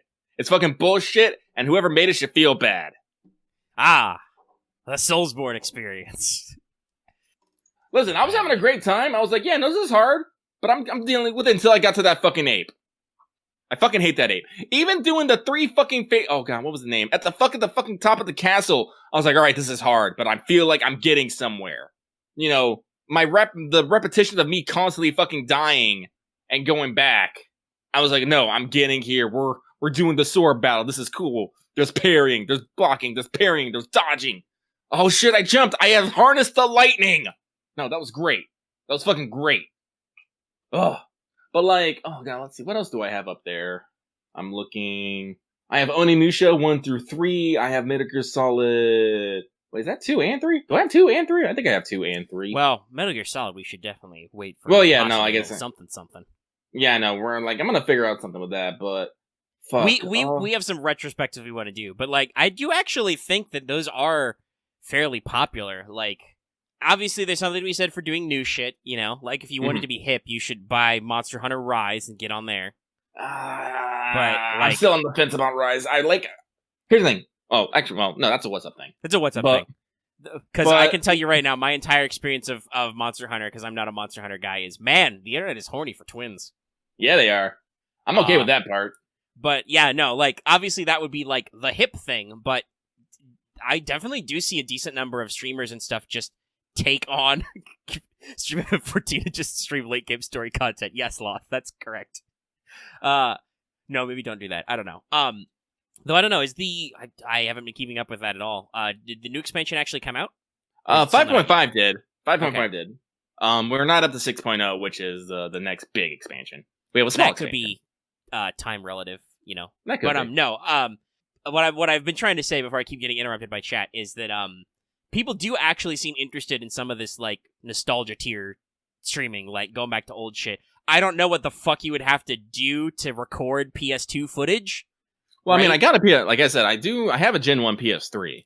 Yes, but you would still need that has built-in HDCP, so you would need to like get a component cable splitter, like run the component cables from the PS3 to a splitter and then to your capture card. I think it's a little fucky. So like there'd be some extra steps you'd have to do some research on. I mean, but he owns the games. Yeah. Well, like I said, and I'm maybe necessarily opposed to maybe just buying some of them. Because, like, another two games that I might want to like to stream is Dark Cloud and Dark Cloud 2. Because I really love those. My big future plans for streaming are to stream Subnautica because it was free and we have a history with that game. And then that's it for my immediate plans. I don't know. Sprinkle in some Among Us, some board games. Right now, tomorrow, I think I'm going to stream Sakuna of Rise and Ruin. Sounds cool. Because, like I said, next week I want to try and get something going, but like I said, it's a secret. It's a secret. It's a secret to everyone. But no. If we did the Halo retrospective, also that's gonna have to wait until I find some more RAM and stuff because we can only do so many games. I don't think I can. I have to double check. I didn't ever try to do Halo 1 and 2 anniversary on my PC. Oh, that's a shame. Lot's been talking to me about doing some modded stuff, and I hadn't got around to looking at it. If they're broken, we're gonna have to wait anyway. But no, like if we do a big Halo retrospective, that'll be another big retrospective stream thing we'll have to work on and plan. Anyway, you're stealing content from What's Up. We're in the FAF for Let's Talk now. All right. As I scratch. We shall move on. So good. Well, long story short, we have plans. We missed it, but not any one part specifically. I mean, our wallets missed Lucky streaming FGO because those got lots of eyes and lots of super chats, but like that's a different thing. Yeah, I was considering streaming FGO this week. But I was like, no, I'm not. That's the problem. For what? To just be like, hey, I'm streaming. Here's Gouda Gouda 3 rerun. I don't. Yeah. We probably would have got some views just because we haven't streamed in a while. But I mean, listen, there's a certain level of quality to content. Yeah. So, we move on. Thank you very much. We talked a lot more about that than I thought. Holy shit, me. And holy shit, Omega. But we move on. There's no time limit. I don't... Hold on, let me look at the clock. How long are we doing this? We'll do this for an hour and a half. I don't care. This show is still shorter than most shows. I don't give a frunk. Anyway, this next one comes from script writing for a comic hell. Hell. I guess that is beyond the 18 Buddha cells. Wait, was it 18? Yeah. But they say, hey guys, I hope it's not raining where you guys are at. It is actually quite warm and sunny. That's all. It rained last week, but it hasn't rained in a while. I just came to say hi and hope that the pain will go away for Lucky very soon. And it's actually good. I actually went to physical therapy today. We did some things. I cracked some jokes. Lucky is a funny man. I told him that I am in control now. But thank you for your well wishes. I appreciate them. But we shall not dawdle, and we move on. Thank you very much. This next one comes from Secret Casino King Bun Bun, who says, sending more well wishes your way. I super appreciate that. Thank you very much. And I hope you're doing well as well. Moving on. This next one is, I have thoughts? Well, unless you are suffering from an extreme case of reverse solipsism. I don't know how to actually say that. Yes, you have thoughts. They say, hi y'all. So with the new reveal of Consummate and stuff, I expected that talking theorizing and who to be next ensued. I saw the idea that John and Jalter might not be on the table since they both arguably need a sprite update, and the latter already has a custom of sorts. Do y'all see any glaring issues with this theory? And if not, how plausible it be that they'll use the new Carnival Phantasm anime to provide said sprite update? Regards, think. I think Carnival Phantasm would be a good time for some sprite updates. Mm-hmm. They definitely put Jean and Da Vinci in the key visuals. Yeah, like I said, they're gonna do a fucking commemoration thing. They're gonna for FDO. They're gonna. I mean, and if you want us to cycle back to like the logic of whether or not they'll get one, go back to earlier. Like, the sprite update thing is a key point. Like, Jean probably does need her sprite cleaned up and her animations cleaned up, and arguably Jolter as well. It's been a little bit. So, there's some stuff there. Mm-hmm. But, Yeah. So, thank you very much for that. We're going to move on. This next one comes from The Man Who Simps. There's a lot of those out there. But they say, hello, Lucky Omega. Hoping you have a great week. My week started great after dumping more than 500 chords last year on Oki to Alter without getting anything. This year, she decided to come on my first 10 rolls, dragging 2 copies of Ezo along. Powerful. Question. We all know that Moon Cancer class exists to be BB exclusive. This is false. But do you guys think that it's possible we get a Moon Cancer server that is not an extra-related character? If so, who do you think it could be? Arriva Durci. Well, they did put BB exclusive in scare quotes. That said, Lucky just takes a big dramatic sip on that one. I'm glad that Sips in chat. Across. I'm glad that came across. I wasn't sure if it would. Oh, no, loud and clear, buddy. Give me those sips in chat.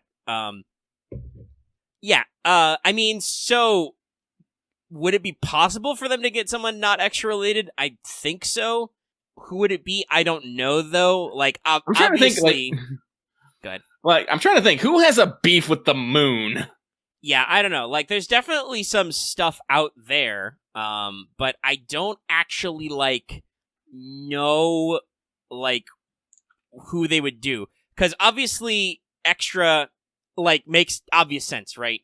The original Moon Cancer class comes from BB's relationship with the Moon Cell and being all viral and stuff. And there's a lot of other funny things with characters who are also Moon Cancers, etc. So I'm sure it's possible because this is FGO. We can do whatever we want, so long as there's more money in it. And so long as we have money to spend, I guess. It's just the money loop, economics. But nah, I don't. There's a lot of weird stuff. I mean, Neil Armstrong is canon, but also he's canon because of Extra. So technically, he's an Extra related character. I'm pretty sure he was only summonable because it was the Moon Cell. Yeah. So, I don't know. I can't really answer your second half of the question because it's really complex, but, is it possible we could get a Moon Cancer who's not extra related? Absolutely. Yeah. Let's see. What happens if I put heroes who fought the moon into Google? Let's see what we get here. I fought the moon and the moon won. Okay, we're talking about... Shit. Okay, let's see here. Got some dust in there. Okay, it's not as interesting as I thought it'd be. Oh, well, never mind. So we're gonna move on! Well, Moon Cancer would be, and like I said, I want a Tsukiyomi, but remember, Tsukiyomi is literally the moon god. It's kind of hard to be a Cancer for the thing that you're in charge of. Yeah, that would be weird. That'd be a little weird. I think. Probably. The Cancer god. That's a crab. Don't think... Yeah, I was going to say. Crab? I don't think that has anything to do. Changi is also a lunar goddess. Mm-hmm. I mean, you could probably do... We've talked about Kagehime before. You could probably do something there, but, there's also, 5 different things they could do with Kagehime. It's a very open-ended myth. Mm-hmm. So, we're going to move on, though. But thank you for that. This next one comes from The Eternal Storm, who says, hey guys, in honor of Sakamoto Ryoma, I have a question. Question. Okay. Is there a servant who shares the Saint Graph with another that would you like to see in control of the other half in control? For example, Anne Bonny and Mary Reed, one being present in their Bay form and the other in the summer version. Thanks again, and hope that Lucky is recovering. Yeah. There are literally we only have 3 servants that are double. We only have 3, right? Well, it depends on your definition. But yeah, it's Ryoma and Anne and Mary are the common ones. And we also have, how does Dioscuri work? I do believe, I think Dioscuri might also supposed to be 2 as 1. I mean, that could be, you could do Summer Dioscuri, but that would be very awkward because the girl is the Saber. Caster is an Avenger. So, yeah. But my point is we don't have a lot of options to choose from this. No. And that's why I said it depends on your definition. Technically, Valkyrie is 3 in 1, but the way they're designed is only one Valkyrie comes to the fore of the Saint Graph anyway. So just to save master energy. Yeah. Because they manifest more than 3 in their Noble Phantasm. They summon the whole squad. Party squad goals. I don't think Ad counts. He's just there. No. Ad. I mean, it was in the anime. I can say it. Ad's just the the intelligent control system to prevent Rongominiad from being doomed. So let's see I don't think here. alter egos and high servants count. No, because there are three things made into one. Yes. Usually. And other than Sitonai, they don't really... The high servant parts don't usually talk to the main part. Like, Melt doesn't have arguments with Saraswati. Mao is three versions of the same person, though. Yes. Mao is... Remember, Nobu has a canon innocent monster, so... Like, Avenger Mao is just, Mao Nobunaga is just, I'm whatever I feel like. Like, there are definitely some interesting cases of the multiple elements to Sane graphs. They aren't usually different characters.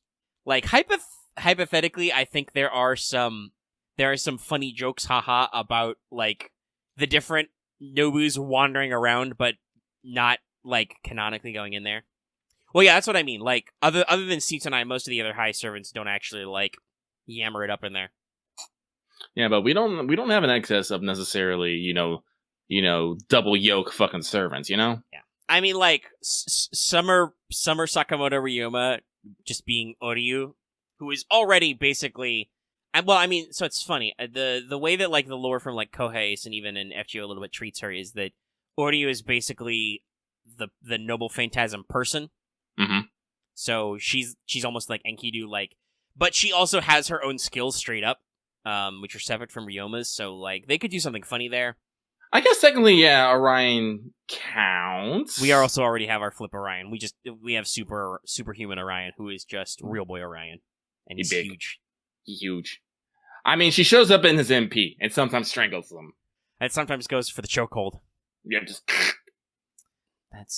People are just throwing out nonsense now. Let's move on. Let's move on. The people out there have stopped making sense. All right, but we talked about it for a little bit, so we shall move on.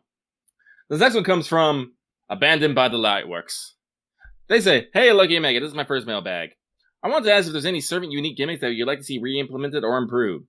The one that I found cool, at least in concept, was Jekyll and Hyde's ability to change class, though it has many issues in games. Though they're kind of a bit of a lost cause, it gives me an idea for a different servant where they can have a class change on the skill instead so they don't lose their MP, and have selection features so they don't lose out on skill. Anyway, I hope you wish to both, and I happy Nobu. Excuse me, Nobu. I mean, I think Delightworks figured out how to do that better than, as this person brings up, than losing Jekyll's NP. It's why he's not good, because he goes from being a mediocre assassin to being a mediocre berserker, unfortunately. And a mediocre berserker just means you die. Yeah.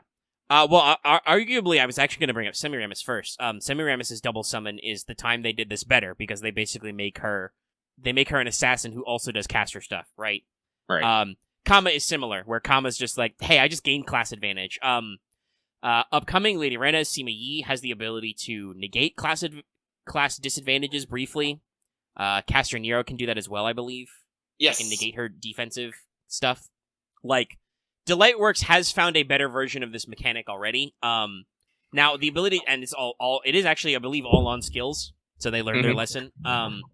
So yeah, that's not that crazy. If it was something like selectable, like how you can do the interesting thing where Emiya can switch to Arts NP and Space Ishtar can switch to whatever the color NP she fucking feels like. There's definitely some wiggle room to be like the ability to like actually change class.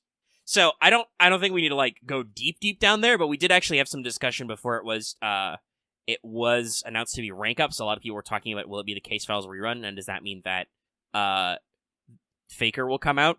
And that would certainly be an interesting way to resolve the fact that she is a fake class, like canonically, is if you could have her have a skill to change which class she acts like. Because I think she in Case Files, she does basically all the cavalry things, right? Right.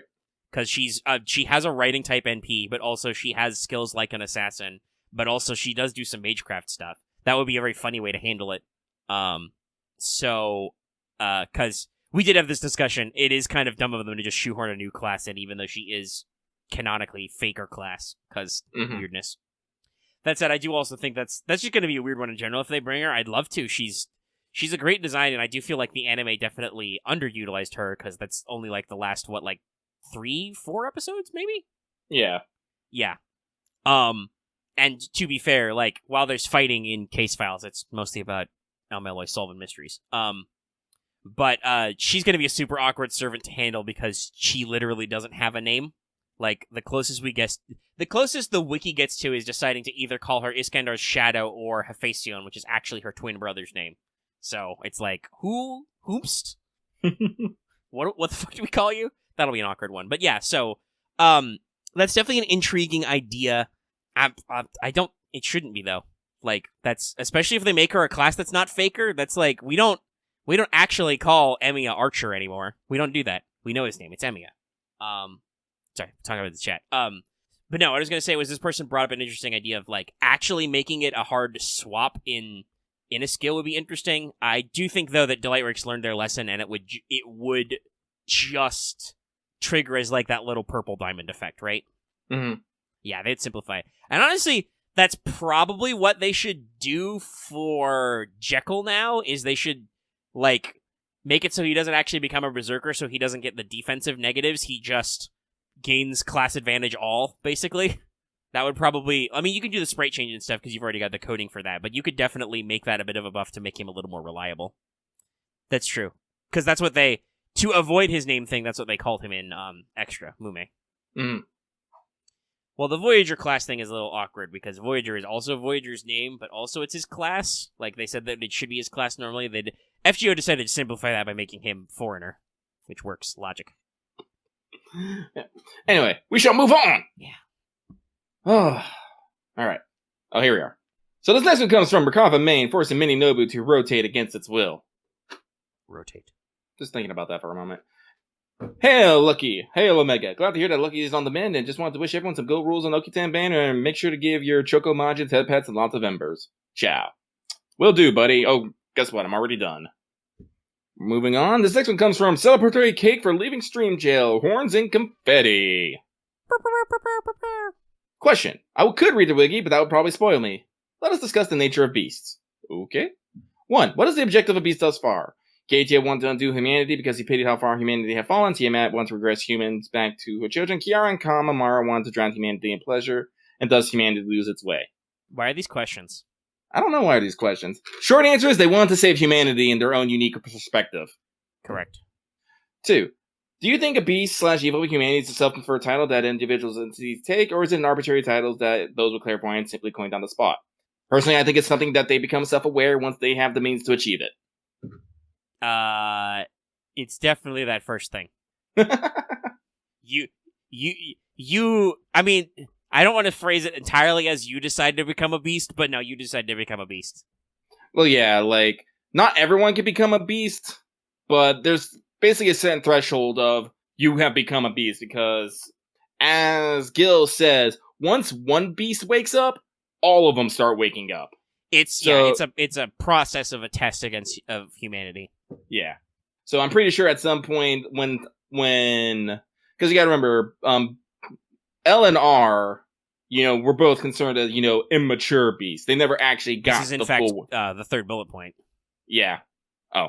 How does one become a beast? Do you think they awaken to it as to question 2, or they simply know they will have become a beast? Similarity, does one simply know they are not yet a beast, but still in the chrysalis like beast through L and R?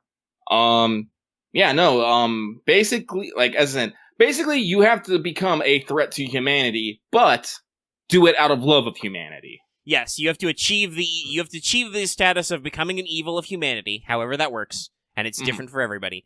But one of the key things is you have to also be a beast. We should bring this up. Is you do have to have a beast quality saint graph. So like you need to be a hella power source, right? Well, yeah, I believe this is why Kama and Kiara are partially only like crystallized. Like they have not yet fully evolved their saint graphs and figured out their beastitude. Yeah, because you got to remember, and the other qualifier is whatever your method is has to exemplify one of the 7. I forgot what they call them. It's not the 7 original sins that the Savior took with them, but it's the 7. It's the 7 sins that humanity cannot be absolved of. Yeah, something like that. So that you have to basically you have to live your beast life, Exactly. And then you also have to plug yourself into a shitload of power. Like, you have to evolve your Saint Graph. Like, for Tiamat, Tiamat is a goddess. She already has a divine spirits like Saint Graph and Spirit Origin, so she's already fucking huge. Mm-hmm. And then the fact that she's, an Earth Mother goddess just makes her incredibly swole. Spiritually swollenness. Gaetia is, 72 dudes came together. Like, he's all 72 demon gods focused into one. And as we've established, both threes are immature. They did not reach their peak Saint Graph yet. Same with Foe, number 4. He was not Primate Murder, the Beast of Comparison, yet. Though Foe was at least, in that weird afterlife space when he was chatting to Mash, like, Foe was self-aware. Mm-hmm. Very fluffy. Big fluff. Very fluffy. Big fluff. So. Let's see. Number 4. Where was established again that Tiamat resides in the Sea of Imaginary Numbers? Babylonian script. Yeah, Babylonian script. I'm pretty sure Gay is like, she usually sleeps, but now she is awake. The fuck? Well, yeah, I believe Gilgamesh phrased it as, okay, so the gods built the world out of her body, but she's the mother goddess, so we can't just, like, kill her, so we just took her and put her somewhere else. I also do believe Dr. Roman is like, oh my god, we're getting some kind of Sea of Imaginary Numbers response? And then the sea turns black and shit. Like, it's, Babylonia. The answer is Babylonia. Yeah, it's in Babylonia. But, yeah, that's all the Beast questions answered. I love some being of which were not questions. No. But, there you go. Hope you enjoyed. Thank you very much. We move on. This next one comes from, stick your hand in right there. It may not bite, but boy, is your hand about to get slimy. I have a question. I'm not putting my hand in that. Ew. I'll put your hand in it. Haha! Shoes on the other foot now. You can't stop me, Loth. Somebody post that one gif from Treasure Planet again. As the man just stares at his mechanical hand. Anyway, question. Joke's on you, I got a mechanical hand now. Anyway, they say, Dear Lucky and Mega, do you guys think there's a buffer period between a servant's relief and their buff, like how a servant should be out at least a year before it be considered from a summer alt? Well, Probably? I do definitely feel like servants haven't ever been buffed super fast, other than emergency fixes like Iskander got some stuff done, right? Like, yeah. Because he was bugged. I believe Archer Artoria also had, like, literally her like hidden stats were bugged, so they had to fix them. But I don't know if Delightworks would think of it that way, right? Because it's not necessarily about the focus. I assume it's just a timing thing, because you have to let a unit, like, out into the world and see what people do with them before you're like, oh yeah, no, this is actually underperforming. This needs a buff, right? Right. This is just basic game design shit. Like, you can do as much testing at home as you like. Your test team is still, like, probably like 10 dudes if we're lucky, if not like 1 dude, So, this is a game that has 23 million downloads in Japan? Something like that. It's nuts. That means when you give a unit to your player base, they're going to be a lot more stress intensive on that test than your internal test team physically possibly can be. So, that's probably the only thing, is just they have to get the data to do adjustments. I don't know if it's like a proper buffer period, like, we want to let a servant, like, come out and exist on their own before we release an alternate version. Yeah. But that's all I got on that. We will move on. This next one comes from Alias418, who says, Hello, Lucky Omega. Hope you have a good weekend. P.S. In one pack got second Okada Altar and 5th copy of Shinsen Gumi. Man. Wait, 5th copy? That's a lot of Shinsen Gumis. I mean, I don't want to throw stones, but this person is a channel member, and I see they have a blurple name in our chat right now, so I'm not going to throw stones. I'm not going to throw stones. Also, no. Bold, though. Was that an intentional 5 Shinsen Gumis? Let me know in the comments below. Or just tell me in live chat. Yeah, okay. It was an intentional 5. All right. Wow. All right. Your mom is congrats. Robin. Oof. My mom is Tiamat, so yes, she is. Robin. I'm just thinking of another great Game Grumps animated, the vocal exercises one. Stacy Jennings. I hate Stacy Jennings. Oh my god, I'm Stacy Jennings. No, it's just a vocal exercise. Don't worry.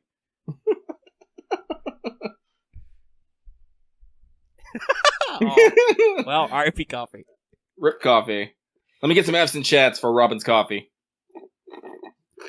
Wait, hold on. Do I still have my tiny violin sound clip? I gotta check. I clipped out like 5 seconds of sad violin. I do. I'll dump it in Discord. All right, but congrats on your roles. We move on. This next one comes from Mount Nobunaga, waiting room 2 months remaining. They say, hey there, Lucky Omega. Hope you're both doing fine at worst and amazing at best. I tried to get a single copy of EZO MP5 of them, but after 30 courts and 22 tickets, it came out with only a lead answer and nothing else. 3-star rate up is a lie. Anyway, for the question this week, after playing the OQ and getting that tease for possible Lady Katsuga servant in the future and playing Guda 3 for the first time and seeing how Nobukatsu was also teased way before he became a servant in game, I started thinking, are there any characters that we've seen already in story and events who aren't summonable to US, but you'd like to see him get implemented in the future? Personally, I want to really see an uncorrupted suitor as a servant one day. I like this VA and do think there's more possibilities to explore his character. I can even see them as making a super servant of some kind. Hope this wasn't too long of a message to read. And again, have a nice day/night. Let me give you 3 fucking syllables right here. Siduri. Give me Siduri! Siduri is big. I mean, it's technically, yeah, I'm about to say, Sita's on the list. Like, technically, she's in arcade, so that doesn't count anymore, but it still counts. Like, she was shown as having a sprite and shit. There's a lot of Guda Guda motherfuckers. People talk about Akechi Mitsuhide, like, fucking, there's, every Guda Guda, I feel like they come out with, like, 5 story sprites, and only half of them are playable. I believe there's Big Scary Berserker Man in the upcoming, new Guda Guda, who, like, still isn't playable, even though he clearly has, like, 3 ascensions and shit. Isn't that Mori? No, not Mori. There's a Big Sword Boy, old man, who, like, has multiple story sprites. Maxwell's Demon is possible as well. He shows up.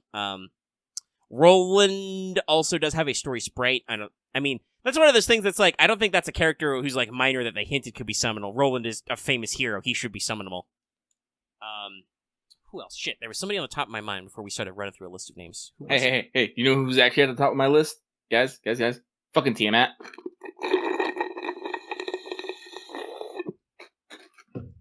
Wiki has too much sip power. I do. I mean, yeah, no, Tiamat's a good one as well. Oh, stretching my legs. There's a lot. Like, there's a lot. Fucking Lavinia Waitley. Ah, yeah. Bronze Foreigner, when? Her kit is, just like Nobukatsu, her kit is just support Abigail. That'd be great. Be pretty good. There's 2 Abigails, too. Oh, I mean, that would be great. Give her make there an Abigail trait. You got it. It's great. Boom. But yeah, no, top of my list would be Tiamat, then Siduri. Siduri's a big one. Those motherfuckers, when they did a summon screen for Siduri in one of the Babylonia previews, that's just not okay, guys. It's not. Why would you do me like that? Why would you dob me in like that? No, but those are my big ones. Who would be number 3 for me? I don't know. Nobukatsu was up there for a long time, and then they made our memes not dreams, so. Mm-hmm. Have hope. You want a cinnamon roll. Make Greta a 0-star, like Angra. She literally does nothing, but she's cute. She can't die. That's her thing. She might be frozen in time. She's just invincible. She has no attack cards, but you can't kill her. She just sits there. Alright, moving on. Alright, so thank you very much for this. Next one, this one is therefore rate up go boom. That's an alias. So they say, what is the worst thing to happen to Piyuki? The burning of the city or invaded to turn into an actual BR? See Vandersk. Or Donsk. I have no idea what this is in reference. Yeah, same. What is this? Explain. Are you in the chat? Are you in the chat right now? Hang on. No. Damn it. Okay, I can't yell at you at chat then. Explain yourself. Next week. I ain't dealing with this now. Don't explain in the comments. Actually explain on next week what's up so I can actually yell at you then. Okay, next one. What if I Googled it? Okay, but what'd you get? It's apparently a Call of Duty Warzone map is Verdansk. Why does that have to do with anything? And did we turn Fuyuki into a battle royal? Oh, Fuyuki's an actual fake, battle guys. royal. That's what it was. Okay. Is there like, are people claiming there's some kind of F or fate reference in a new Call of Duty map? There isn't. Like, I don't know what's happening here. I don't know, so I'm just gonna move on. Ignore it. It never existed. Bye! Thank you very much. This next one comes from Gahulian God. They say, unsure if this question will make it in based on when I posted it. If it does, cool. I recall years ago when you both had a Okay, first off, you made a mistake by trying to reference something years ago. Yeah, it was years ago, though. Lucky. I recall years ago that you both had a podcast collab with Voice of St. Quartz, and who had a chance to fight Gilgamesh and Nobunaga. On who had a chance to fight Gilgamesh, and Nobunaga was one of them. As for my question itself, with what we know now and what we will know later with this year's good event about Nobunaga, do you think that Nobunaga would have any better or worse chance to fight Gilgamesh? I mean, lore-wise, they're basically the same Nobunaga. It's just that different versions. That Nobu just has Avenger passives, basically. Yeah. Which would probably make it better, because I don't think Gil has a great track record of actually stopping Anger Manu, but Yeah. Unfortunately, I have no direct input on this. So, we will move on. Thank you very much. This next one comes from me and Umu versus the world. They say, hey guys, been a fan since last year. Well, thank you. I was rewatching the deep dive for LB3 when Omega stated that Mothman is on par on a Grand Servant, but not one of them got me thinking, how, sorry for the pun, Grand must a servant lore be to be recorded as a Grand Servant? Also, since Grand stepped down as a Grand, is it possible for any servant to say, hey, I want to be a Grand? Possible teach me subject? Anyway, guys, take care and stay safe. So unfortunately, I'm going to tell you right now, it's not going to be a teach me topic. We've already talked about grounds, and we've realized there's not actually a lot of information on them. Yeah, we've hit the limits of what we got. Maybe when FGO ends and FGO 2 comes out, we'll have enough fucking lore. It has nothing to do with their lore, actually. Well, it does have to do with their lore, but it has everything to do with how grand their lore is. Honestly, this was a thing that confused a lot of people with the original translation. But with Emperor Mothman, it's not actually that he is a grand servant, which this person doesn't say, but I do want to clarify. They said that his Saint Graph is about as strong as a grand servant, because that is actually, they're tiers. But the actual thing has nothing to do with, like, specifically how necessarily intrinsically how bullshit powerful they are. You require specific abilities to qualify as a grand. Nobody talk shit about grands in the chat or anything. Those are all spoilers. You'll die. Not I'll die. You'll die. You'll die. I will just utter power word kill and you'll explode. But yeah, like there's a lot of really weird. Yes. The specific thing we know to qualify as a grand caster is you have to have an EX tier clairvoyance. So we know that Solomon obviously qualified. Caster Gil technically qualifies because he has a a NP that is like a clairvoyance EX. Merlin isn't actually a grand caster, but he qualifies, so he likes to say he's grand caster because he's a big motherfucker. I mean, he's pretty OP. He's got skills like a lot of our friends who used to be grands. Looking at you, Gramps. Especially post-buff Gramps. Gramps does some great shit. Also, I guess that kind of answers your last question there. Merlin says, I am Grandcaster now, but I don't think Merlin is actually Grandcaster now. Though, I mean, funnily enough, we haven't heard a peep from Merlin at all through Lost Belts. Maybe that'll change in Lost Belt 6, but no, we haven't actually heard shit from that guy. That'll be it, because it's called Avalon LeFay. That'll be the thing. Merlin's because it'll be some dumb shit like, oh, in this Lost Belt, Avalon, he never got stuck in Avalon, or Avalon became real life, and he's just like, oh, actually, guys, no, I'm the real Merlin. I've just been stuck in my fucking tower this entire time. I can't leave. I can't actually leave anymore because we've fucked with the universe. Sorry. If fucking like the tower isn't a fucking map point, I'm gonna be super surprised. That would be pretty rad. Just imagine if when they do the actual CM and whatever, and then just like the last shot is just looking up at the big tall Merlin tower, and you're just like, oh shit, I know what this is. Mm-hmm. Yeah. But yeah, no, like Merlin is not. Nobody's confirmed that Merlin is actually Grandcaster, even though he says he is. So I'm gonna say it's probably not possible for you to just say I am the Grand now. You still have to qualify and then be summoned as a Grand. Probably. I'm about to say something counterforce pick something complete. Yeah, you have to actually like be called forth, because that's the thing. Like, think about Gramps, right? Gramps is actually summoned as Grand Assassin from the tomb of the Hassans. Like, his spirit is just chilling there until it's ready. Solomon was the Grandcaster candidate, but he was just in the throne until Marsbury was just fucking like, yo dog, let me cheat. I'm gonna summon Grandcaster. Fuck game balance. Screw the rules, I have money. Well, we were like, screw the rules, I want money. I think that's true. Yeah, sure. Yeah. So, it's a little chaotic, it's a little loosey-goosey. I'm not gonna say that they won't actually, like, bring this up, right? Like, I'm not gonna say that, like, who qualifies for what grandage won't happen. Side-eye to LB6. And other stuff, too. So, like, Mm-hmm. I mean, it's true, we don't know if he actually summoned him as a grand container, but it is canon that Solomon was summoned, was so OP, he just won the war handily. Kicked the shit out of everybody. Whack! And somewhere, the Einsburns were yelling about hacks. Hacks! Illy's All just right. standing in her castle as it collapses around her. Hacks! Do over! I require a mulligan! Alright, anyway, let's go on. Well, we'll see Legendary QP Hunter when playable Solomon definitely happens someday. Very cool. So, moving on. Thank you very much for that. You got Omega a bit excited there. Lore.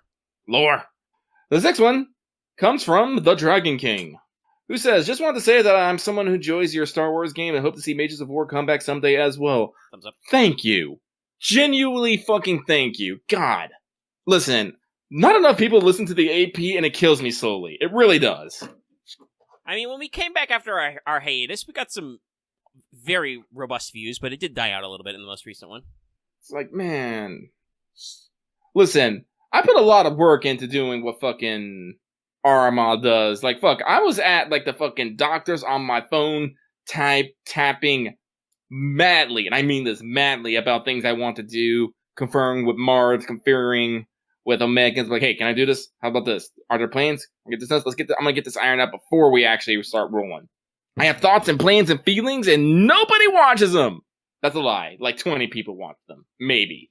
We have some dedicated people, and obviously, I understand, as Robin is saying in chat, it is daunting if you get it in hand. I mean, like, I've talked about this, I do follow Critical Role's current campaign, but I am, like, 50, 75 episodes back. I mean, you're in it, Axe, that doesn't count. As cool, as cute as it is that you and Loth, like, watch the replays, that doesn't count. You're in them. You're there. But yeah, no, we do a lot of stuff. We will probably at some point play Mages of War again. I know Lucky wants to get back to those characters, maybe, and I do have I do still have my old notes, but, you know. We'll see. We got a lot of people in a lot of different groups, and as fun as Star Wars is, it has been going on for 64 episodes, so, like, at some point we do want to move on and do other stuff. That's why we took that brief break for the Sprawl, you know? Yeah. So, we'll do stuff. Mages is one of my babies, so. Mm-hmm. Oh, there's a second part to this. I just got distracted. Yep. They also say, I want to ask if you both, if upgrading from a PS4 to PS5 is worth it right now. Of course, I would have to find one first. So, as someone who had to wait a very fucking long time to get it, I'm going to say this. If you have the opportunity to get one, get it. If you don't have the opportunity to get one, don't worry about it. Mm-hmm. The PS5 is going to be, it's nice, it's neat. There's still no fucking actual games for it right now. No, it's pretty cool. We're starting to get games this year, but a lot of those are also on the previous gen anyway. Like, it's one of those things where you don't have, it's not a thing you need until you can actually get the opportunity to get it, you know? Like I said, I kept wanting mine because I wanted to upgrade, I want to get on that, but like I said, I haven't bought a single fucking PS5 game. I haven't. Is RE8 gonna be your first? It probably will be, yeah. We both talked about how we're not sure about Returnal yet. Yeah. Alright, but yeah, that's that. I think that was pretty simple. Alright, so thank you. Moving on. This next one says, DW, give us Idol Medusa, you cowards. Shake fists. I added the shake fist, by the way. But they say, hey, Lucky Omega, just wanted to say hi and offer you a crisp high five. Sanitize, of course. Have a good day, my dude. Same to you, my dude. Natural one. I'm looking at this and I'm like, do I want to debase myself reading this? Listen, Lucky, you gotta live your best life. Is my best loaf making Nobu noises? Sure, why the fuck not? So the next one this one comes from Nobu no Nobu, who says, Nobu, Nobu, which apparently translates to ahoy. What is your favorite Nobu phantasm? It ends with Nobu. Wait, excuse me, Nobu. Hope you guys are doing well. Honestly, like, getting fucking Junichi Sawabe to read out Unlimited Blade Works with just Nobus is pretty good. I mean, he doesn't do the whole thing, right? But he does the cadence. Nob. Like, it's just like, He does the fucking cadence with Nobu's. It's great. It That is must have pretty been a great. joy to be in the booth. No, you can't. Honestly, I don't think I can beat. You can't beat that. You really can't. Oh, So God. Webe-san, I'm gonna need you to act like you're reading the Unlimited Bladeworks chant again, but this time replace all the words with Nobu. I'm pretty sure someone snorted at that. I can't imagine how someone would not. Tonikaku, that is that. We shall move on. Thank you very much. This next one comes from the girl who wants to paint pet snake. Same, except I'm not a girl. But they say, who is your favorite altar and why? Favorite altar?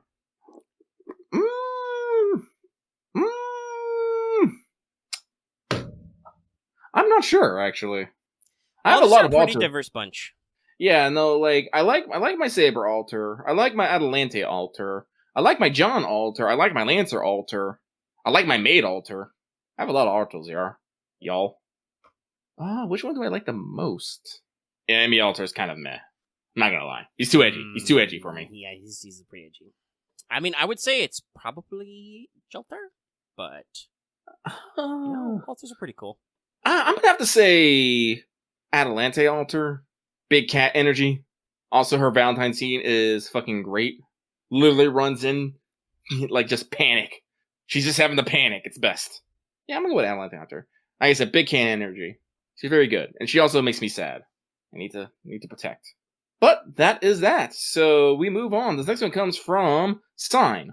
The staff of the Fun Complex asked whoever got on the horsey ride and rode it off into the sunset, please bring it back by the end of the day, as it is surprisingly popular and an important source of revenue. Also, the horse gets testy if it's away for too long. Wow. Very complex. Very complex. But they say, what is your guys' opinion on difficulty systems like easy, medium, hard in video games and how communities react to people playing on different difficulties? I'm gonna point. Just the phrasing of this is like, we're on a podcast for FGO. Do you think we don't know what difficulty settings are? Like, if it was like comparing it to like games that have those idiosyncratic settings, like how, you know, Devil May Cry has all the different settings, or Doom, right? Mm-hmm. But I'm just like, really? I know what difficulties are. But like, yeah, sorry, I interrupted you. You were saying about an actual response to the question itself, probably.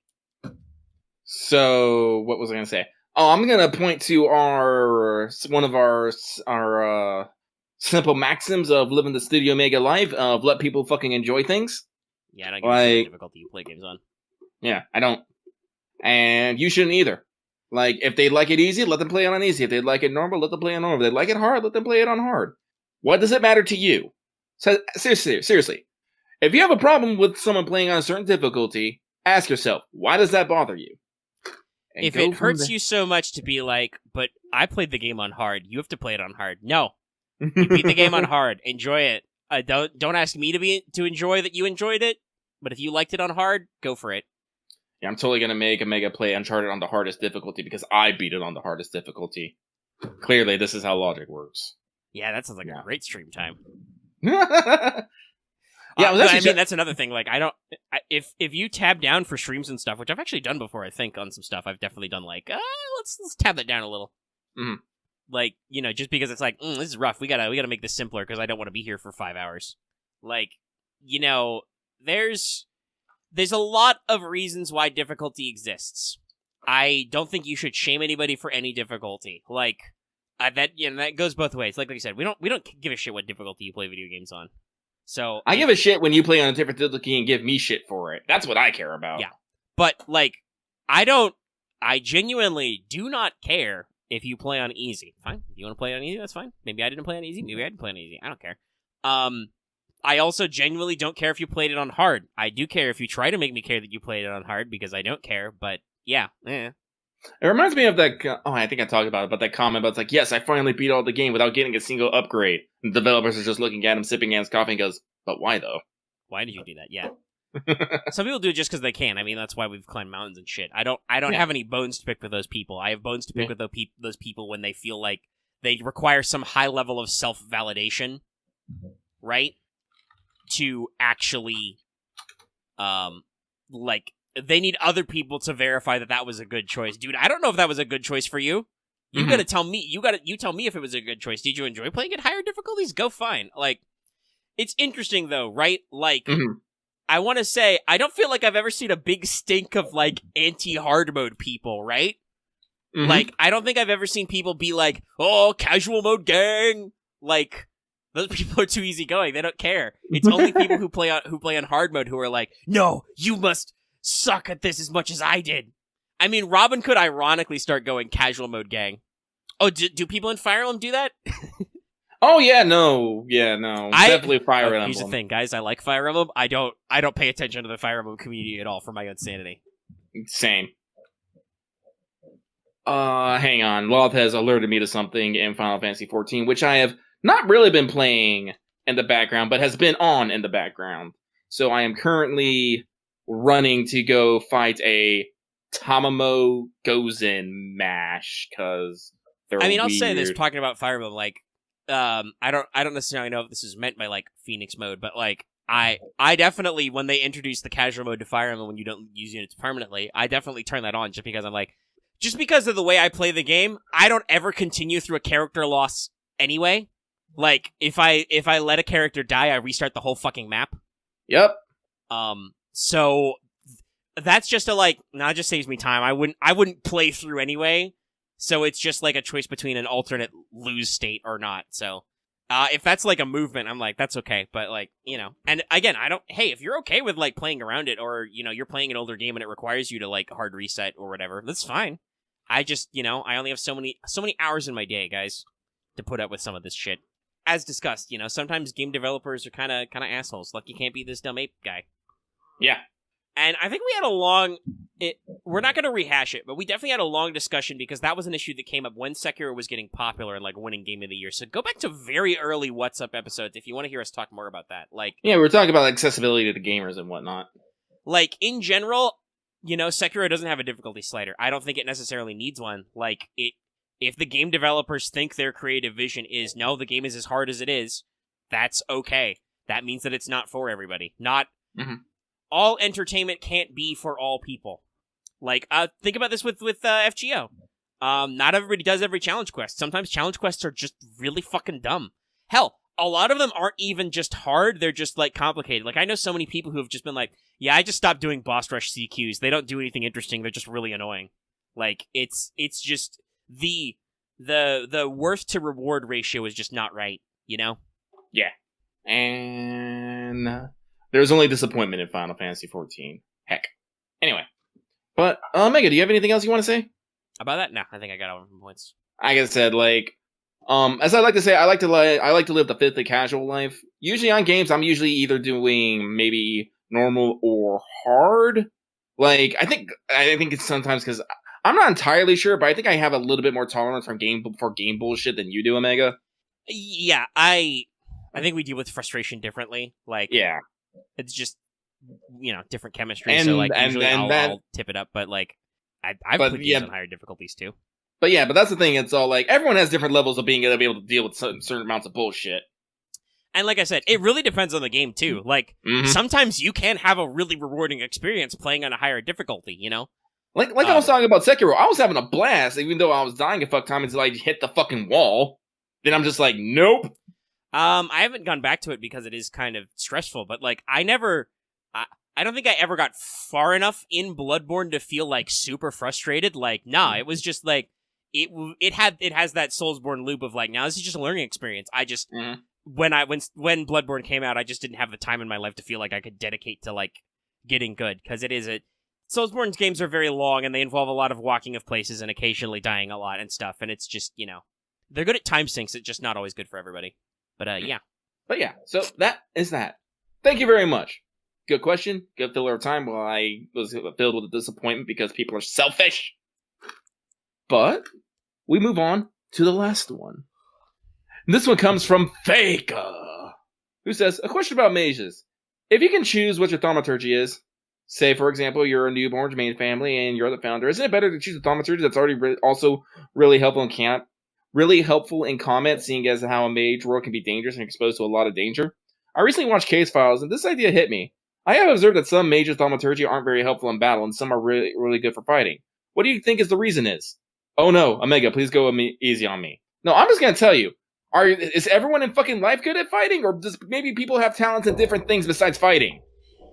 Asshole. Well, so the question is if you can choose what your thaumaturgy is. The thing is, I don't think you actually can. The thaumaturgical theory, right, the underpinning of everybody's magecraft system, is based on, like, your collection of, like beliefs, self-discipline, folklore, and, like, general just how do you figure out to do the magecraft thing. So I actually don't think that people choose. And some of it is, like you said, it's a personality thing. Not everybody is good at fighting. But some of it is just, like, there are genuinely cultures who don't think of magic as what would be magecraft as a fighting thing. Like, that's a very flexible thing. Like, I would argue probably, like, maybe some Arthurian and, like late Carolinian stuff was about that. The Norse are definitely way more about, like, nah, sometimes you guys, you know the runes and you do bullshit, right? It's bizarre. But, like, no, for, like, the Romans, they believed that magic existed and was almost universally bad, but it was mostly, like, curses and evil eye shit. Like, you didn't show up to somebody's house and huck lightning bolts at them. It was, like, you were, like, drawing little clay potteries with their names in it and smashing them on the ground and, like, plotting their downfall and shit. Like, it really does come down to your cultural and personal belief system is how a lot of these thaumaturgical principles are founded. So some of them just don't develop combat skills. Yeah. Also, there's one last piece here. Also, I heard Lucky likes Redemption Stories. Try Mushiko Tensei. Honestly, a life-changing book for me. I swear, thank you. Dude, I read that. I finished reading that like 3 years ago. Get on my level. Get on Lucky's level. Right now, Lucky's into taboo romances. Because, like I said, I discovered I really like the concept of Higehiro, so I went and bought So I Fell in Love with the Soapland Girl, which is kind of like Higehiro. I think he's not really into anything reading-wise right now, but he does have a pile of paper. I was about to say, you have a pile of books you need to fucking get through. I have a backlog of books I need to fucking work on. The last thing I read was I reread all of Codex Alera again. I know, because I had shit to do. I got stuff. Oh, well, you were able to get the Fox Skeleton. That's good, Law.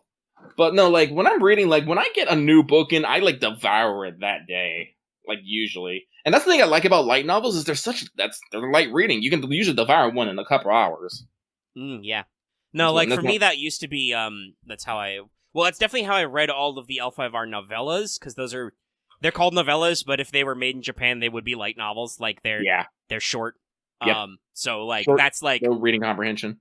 That's literally, like, an hour and a half, 2 hours. But the thing I used to do when I was a kid was, Star Wars EU novels. They're not really heavy reads, so I would get a new one from the library and I would eat it in, like, an afternoon, like you said, like 2 or 3 hours tops. Yeah.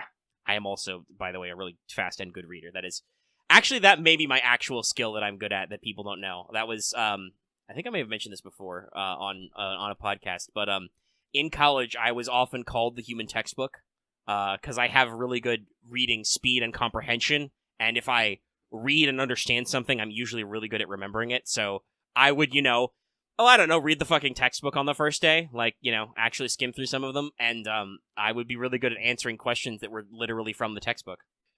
Yeah, see, I'm good at those first two parts, it's the remembering bit that always gets me.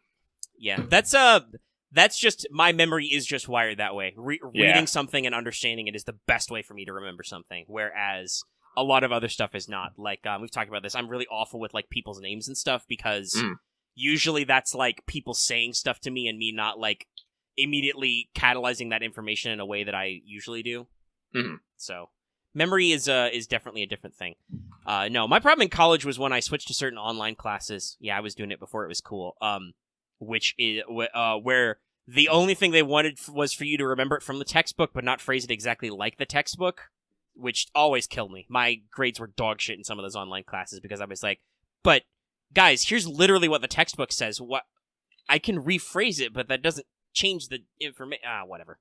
I made it through. I graduated. I have a BS in criminal justice. That's right. It's a BS degree. Yeah, it is. My favorite acronym. But yeah, anyway. No, so hopefully that answers. That is it for mailbag, my dude. Yeah, that's everything. We managed to make this show last 2.5 hours raw. Booyah! Yeah. So let's see. I feel like there was something out there that was thrown out that I wanted to bring you up already in the talked about. post? You already talked about what won the poll. Yeah, we talked about the poll. What was it? Oh, it was probably to look forward next week for. I assume next week anyway. Like late next week, but I'll probably record it next week for Wanted Renes. Sima Yi. I may grab Dallas after D&D to see if he has any cool Sima Yi facts TM to give me, as he's such a China-phile. But other than that, like, no, that'll go into the scripting stages early this week, and I'll probably, wrap it somewhere. So, yeah. I think that, let's see, was there anything else? Nah, I can't really think much. Tune into What's Up, guys. We'll talk about some stuff. Yeah. Like I said, you'll be able to watch Sukuna of Rice and Ruin live. I'm excited to finally get into that. I'm not holding back any longer. Yeah, no. I know you've been talking about streaming it for a while, and it's... Yeah. Not to reflect too much on the What's Up that will possibly be live by the time people have made it this far and watching Let's Talk FGO, depending on how our schedule works out, right? But you talked about this earlier when you talked about streaming, where, like, you'll jump from game to game, and the What's Up streams are usually good for that, where it's just like, oh, I've just casually been playing this on my downtime, or this is a new game, I'll start it. Yeah. I think the only time that backfired was 13 Sentinels, because you were like, wait, hold on, this is very dense. Hold on. Yeah. Roll it back. And I'm glad I did. Oh, yeah, no, that game's great. Listen to, like, 5 What's-Ups about that. If you want to know more, it took us a while. Hey, trust me, I'm still taking forever on fucking Strikers. That's okay. Hey, spoilers. You know what I'm taking forever now on? P5R. I'm just like, yeah, I just haven't been like, I haven't what it felt like sitting down and it's one of those things where I'm like, I'm in the middle of a dungeon. It's not a grind, but it's like, nah, I gotta sit down and do work. So I just haven't been in the frame of mind. I've been like watching a lot of stuff. I caught up on My Hero at least, right? We could talk about that maybe. Yeah, sure. I need to catch up on my animes. Also need to get some food. Mm-hmm. But yeah, let's wrap the fuck up. Let's get out of here. I said I might hang out with Loth and do some stuff, and also I may want to do other stuff tonight. Also, I mean, I'm gonna be real. The episode's only 2.5 hours, and it's not midnight yet, so maybe this one will get uploaded before fucking 6 a.m. for once. That'd be nice. All right, so let's wrap up. Let's get out of here. Next week, I'm sure we'll have an explosive show because all of the rank ups will be done, and then whatever we're gonna get for that gap week will happen too. Like, we'll know more. I know we keep saying that, but they do keep stringing us along, so here we are. So yeah, and I've also reckoned that we should probably start the case files pregame next week. Like, they should probably, to keep everything, compact and tight, they should probably roll that in with Guda Guda, because I think it's just a summon campaign and like some bonus missions and EXP and stuff. Okay. Like it's not like, because it's a pre-campaign, it's it's not anything serious. It's just like, hey, we're gonna do an event. Here's prep. Do prep. Do prep. Do they do May Releases 1 week? Or is it 2 weeks? I don't even remember. We haven't had one yet in NA, so I don't remember. Anyway, that would be wild. That would mean a new summon banner, obviously. But anyway, yeah, we will know already. So there's no point in speculating because we really don't know what the fuck it will be, and you guys will know by the time we come to next show anyway. So we'll just wait on it. Yeah, I think that's everything there, so let's just go ahead and do the outro. Which goes a little something like this. It starts by reminding you to like this episode if you liked it, and you're watching it on YouTube. If you have any comments, be sure to leave them in the comment section down below. You can also hit us up on our Discord. That link is, as always, in the video description and on our channel page. You too can get memes and emotes. If you are new here and haven't already, please subscribe to our channel. We're getting pretty close to 3K. We're actually getting the positive now that we're out of stream jail. Going back up. Subscribe to our channel, get all our latest videos, like Let's Look FGO, like our other weekly podcast stream, What's Up, with Omega and Lucky. Episodes like Wanted, My Servant Deep Dives, and occasionally Lucky's at some point. Once in a while. We'll get the pipeline worked out. I just have to go write my notes for the next one. And lots of other little rando stuff. I've been trying to throw out a couple of videos out there. It'll also be a great way to follow us when we stream. And even if you're already subscribed, make sure to hit that bell for notifications so you always know when we post a new video or when we stream. Get that notification, gang. Show up to streams. They exist now. They happen. If you always want to know when, notifications. Make sure they're set to all. Okay. You can also join our channel. That's a good way to support us. Click that join button or the link in the description. Get access to a cute little star and also some emotes, which you can spam in the comments and during streams. You too can doot. Doot. And many other things. And the more memberships you get, the more emotes we get. It's great. But, of course, the last thing we like to remind you of is, like we said at the front of the show, consider supporting us on Patreon. You can get access to episodes early in audio format for as little as $1 a month or $10 a year. At higher levels, you can get access to our topic polls and various other things. And it really do be helping us out there. So it's a great way to support us. With that all out of the way, yeah, I think that's everything. So we'll see you... Well, when this is public, we'll see you later today for What's Up, because it's going to be streamed again. But we'll see you tomorrow if you're watching live for more What's Up. We'll see you later for What's Up. And make sure to tune in next week for our next Let's Talk FGO so we can answer some of these burning questions. Just see you later, guys. See you later. Or it'll be like Lost and they won't answer any questions at all. Damn you, DelayWorks.